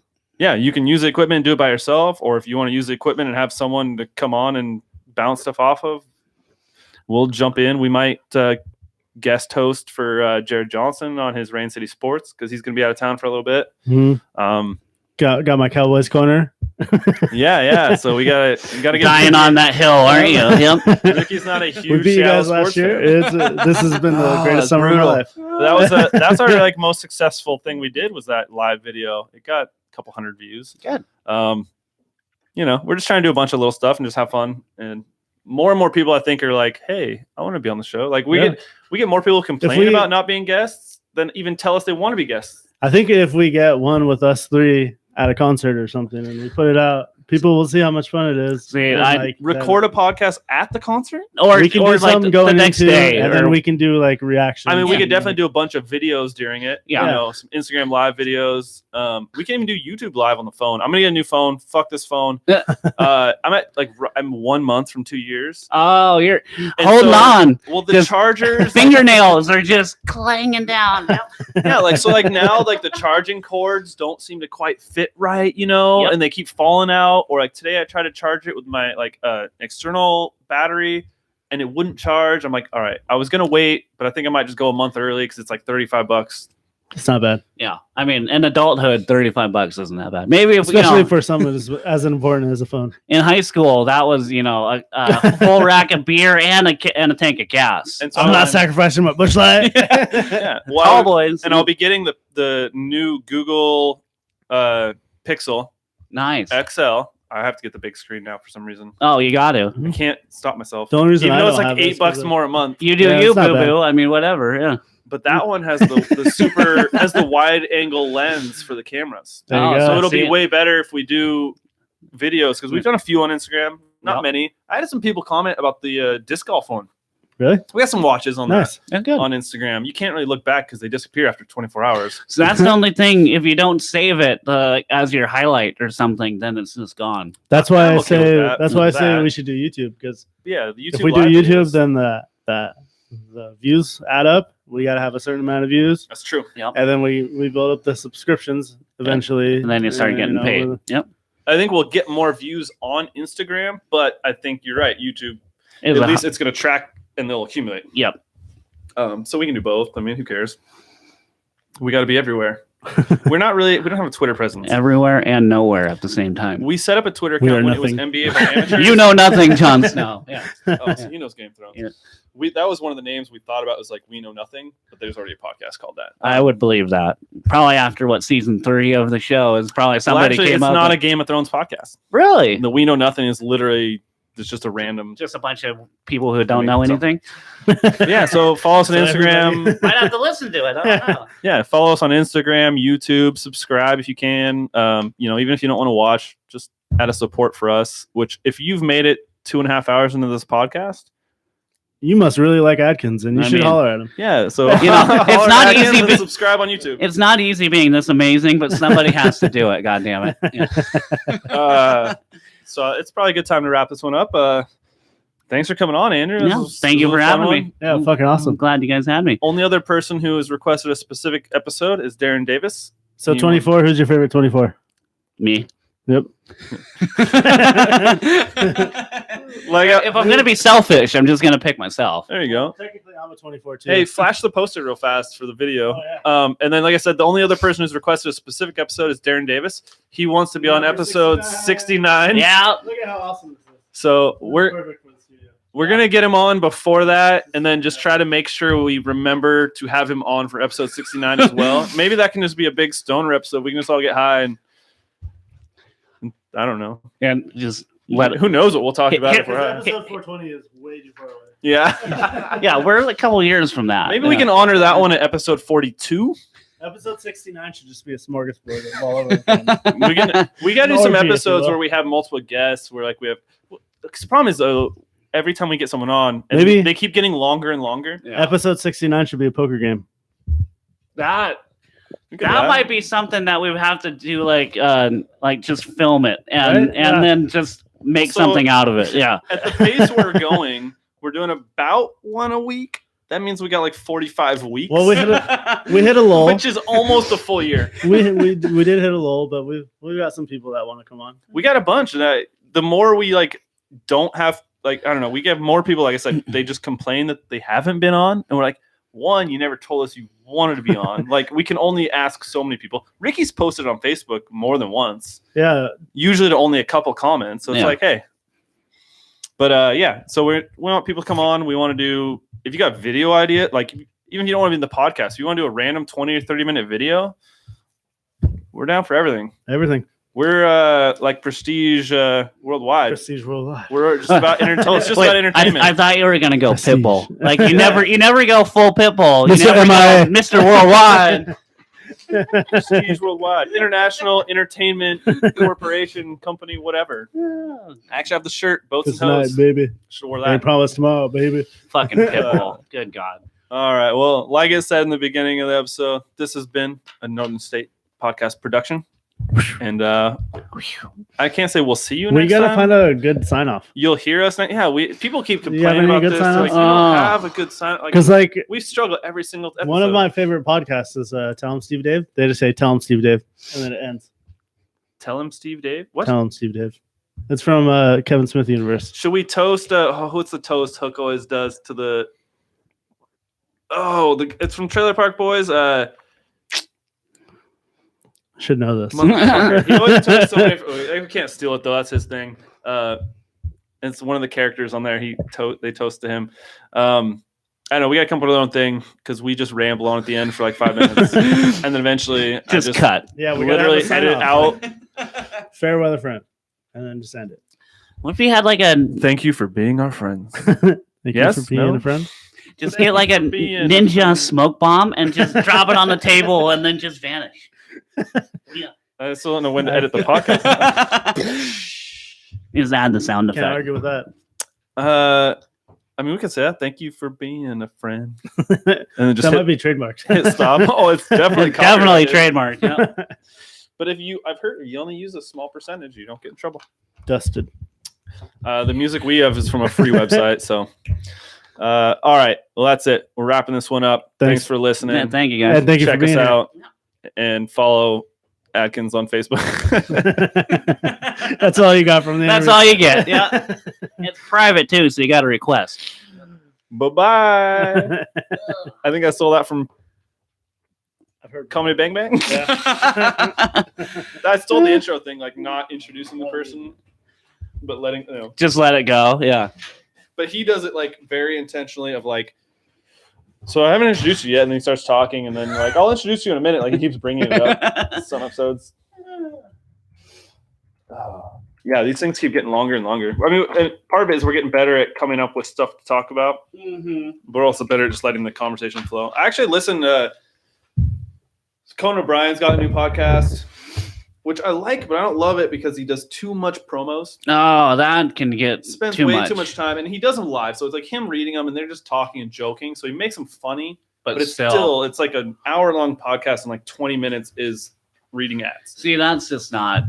But he had Mark Maron on, and he's like, dude, you're... Oh, it's kind of funny because when he first started, he was very big into it's Conan O'Brien Needs a Friend Yeah. is the podcast. I've seen the name of it. I haven't listened to it. Yeah. So his first few, he was very big on that subject with people like, hey, do you see a chance of us becoming friends? Should we hang out? And still talking about stuff. And it's slowly just turned into just like interviewing the guests, Okay. which whatever. Yeah. But he had Mark Maron on. He's like, hey, you're like king of the podcast world. Like, you're one of those OGs who's been around for 10 plus years, originals, and you're like good Maron. at it. And he's like, what's your advice? And his advice was literally this, which is all I've ever done, was like, just make bullets. Like, don't try to plan a conversation. Yeah. Just let It's it like, go. just make bullets of like things you want to make sure you talk about. He's like, look, if the guys won a Nobel Peace Prize, you're going to want to make sure you bring that up Bring that up. Yeah. at some point. Maron's coming up to Seattle. Is he? That'd be another. Does good he field do trip. live? Yeah. I didn't know he ever did live ones because he does them in his like You like he watching does live the podcasts? interviews Every once in a while, yeah. because he does the intro like in his garage, but he interviews people wherever. A lot of times Well, he in the is garage. a stand-up comedian, so it might be a stand-up comedy show. Okay. That'd probably be funny too, though. He's a very melancholy. I'm sad. My life sucks. type of guy. Eeyore from Yeah. Winnie the Pooh. Yeah. Well, except that he blames himself. Like he doesn't pretend like it's anyone else's fault that he's had a shitty life. Yeah, that's Eeyore's problem. He talks doesn't about blame his himself. issues a lot of like not being confident. Dublin. Yeah, I tried to squeeze Darren in today too, but he must have been busy. And then tomorrow morning he's mushroom picking. For fun mushrooms or normal mushrooms? I would hope for fun. Text him and ask him fun. Bring some to share with the rest of the class. You ever done The thing I can find easiest is Sass. Do you have any good Molly Connects? Yeah, up in Bellingham. Yeah, because the only thing I can find up here is Sass, and it's from fucking Andrew's brother. He's kind of hit or miss on whether he actually has anything or not, but I could put in the word. If what would you want? Maybe a gram or two. Depends on how many people are wanting to do it. Yeah. Yeah. Okay. It's one of my buddies that's going to go to the Maryland game with me on Friday. So Oh, sick. Yeah. I'll ask him. Yeah, he's usually if I don't do coke that often, but I do too. deal Yeah. with him. I like smoking weed, and then a little bit of coke and mushrooms every now and again. But beyond that, I like to keep like me, someone, Coke, so that way I don't just like all my money goes to Coke. Yep. You got to keep the buffer. Yep. The That's coke key. buffer. Yep. Like, yeah, this is fun for today. I don't want this to be my life. 4 days. If 4 days go by from now and we're still in this position, this is not a good day. Yep. Ugh. But yeah, no, we should definitely do something this summer or whatever. That'd be fun to do a whole festival together. A festival or do like watch a movie and just do like our own director's commentary of it. Or we can do that with Endgame. We don't have anybody on our Endgame podcast. I mean, we started ourselves into the world of movie reviews. Worst movie review ever. We just rambled on about random stuff. That's all anybody does. I guess Have so. you ever watched any of these? And that's why when people are like, you want to do a review for these things, like, I don't want to do a legit one. Like, I don't want to do one where I actually like analyze it and talk about stupid like It's not really qualified. I just want to talk about the general just the entertainment bullshit one. of it. Yeah. Plus, I just like taking the opposite stance of Ricky. That was excellent. We need to figure out. So we always edit in a clip in our intro. Oh yeah, You got like a clip idea for something you'd want, like a 10 to 15 second audio. Oh shit! Hey guys, we're still live on YouTube. Forgot. If you're still watching, thank you. So ignore everything that we just said. Shit. Yeah, fuck. What were you guys talking about? Definitely not about. Not about doing drugs. I mean, we did talk about that a little bit on the podcast too. You didn't name drop though. No, we didn't name drop, but You know, we're all like Stephen Colbert. We're all playing characters here. Nothing's real. This is all entertainment. Nothing is. This beer isn't real. This is all. Get on with your lives. Bye bye. deuces. Good God. So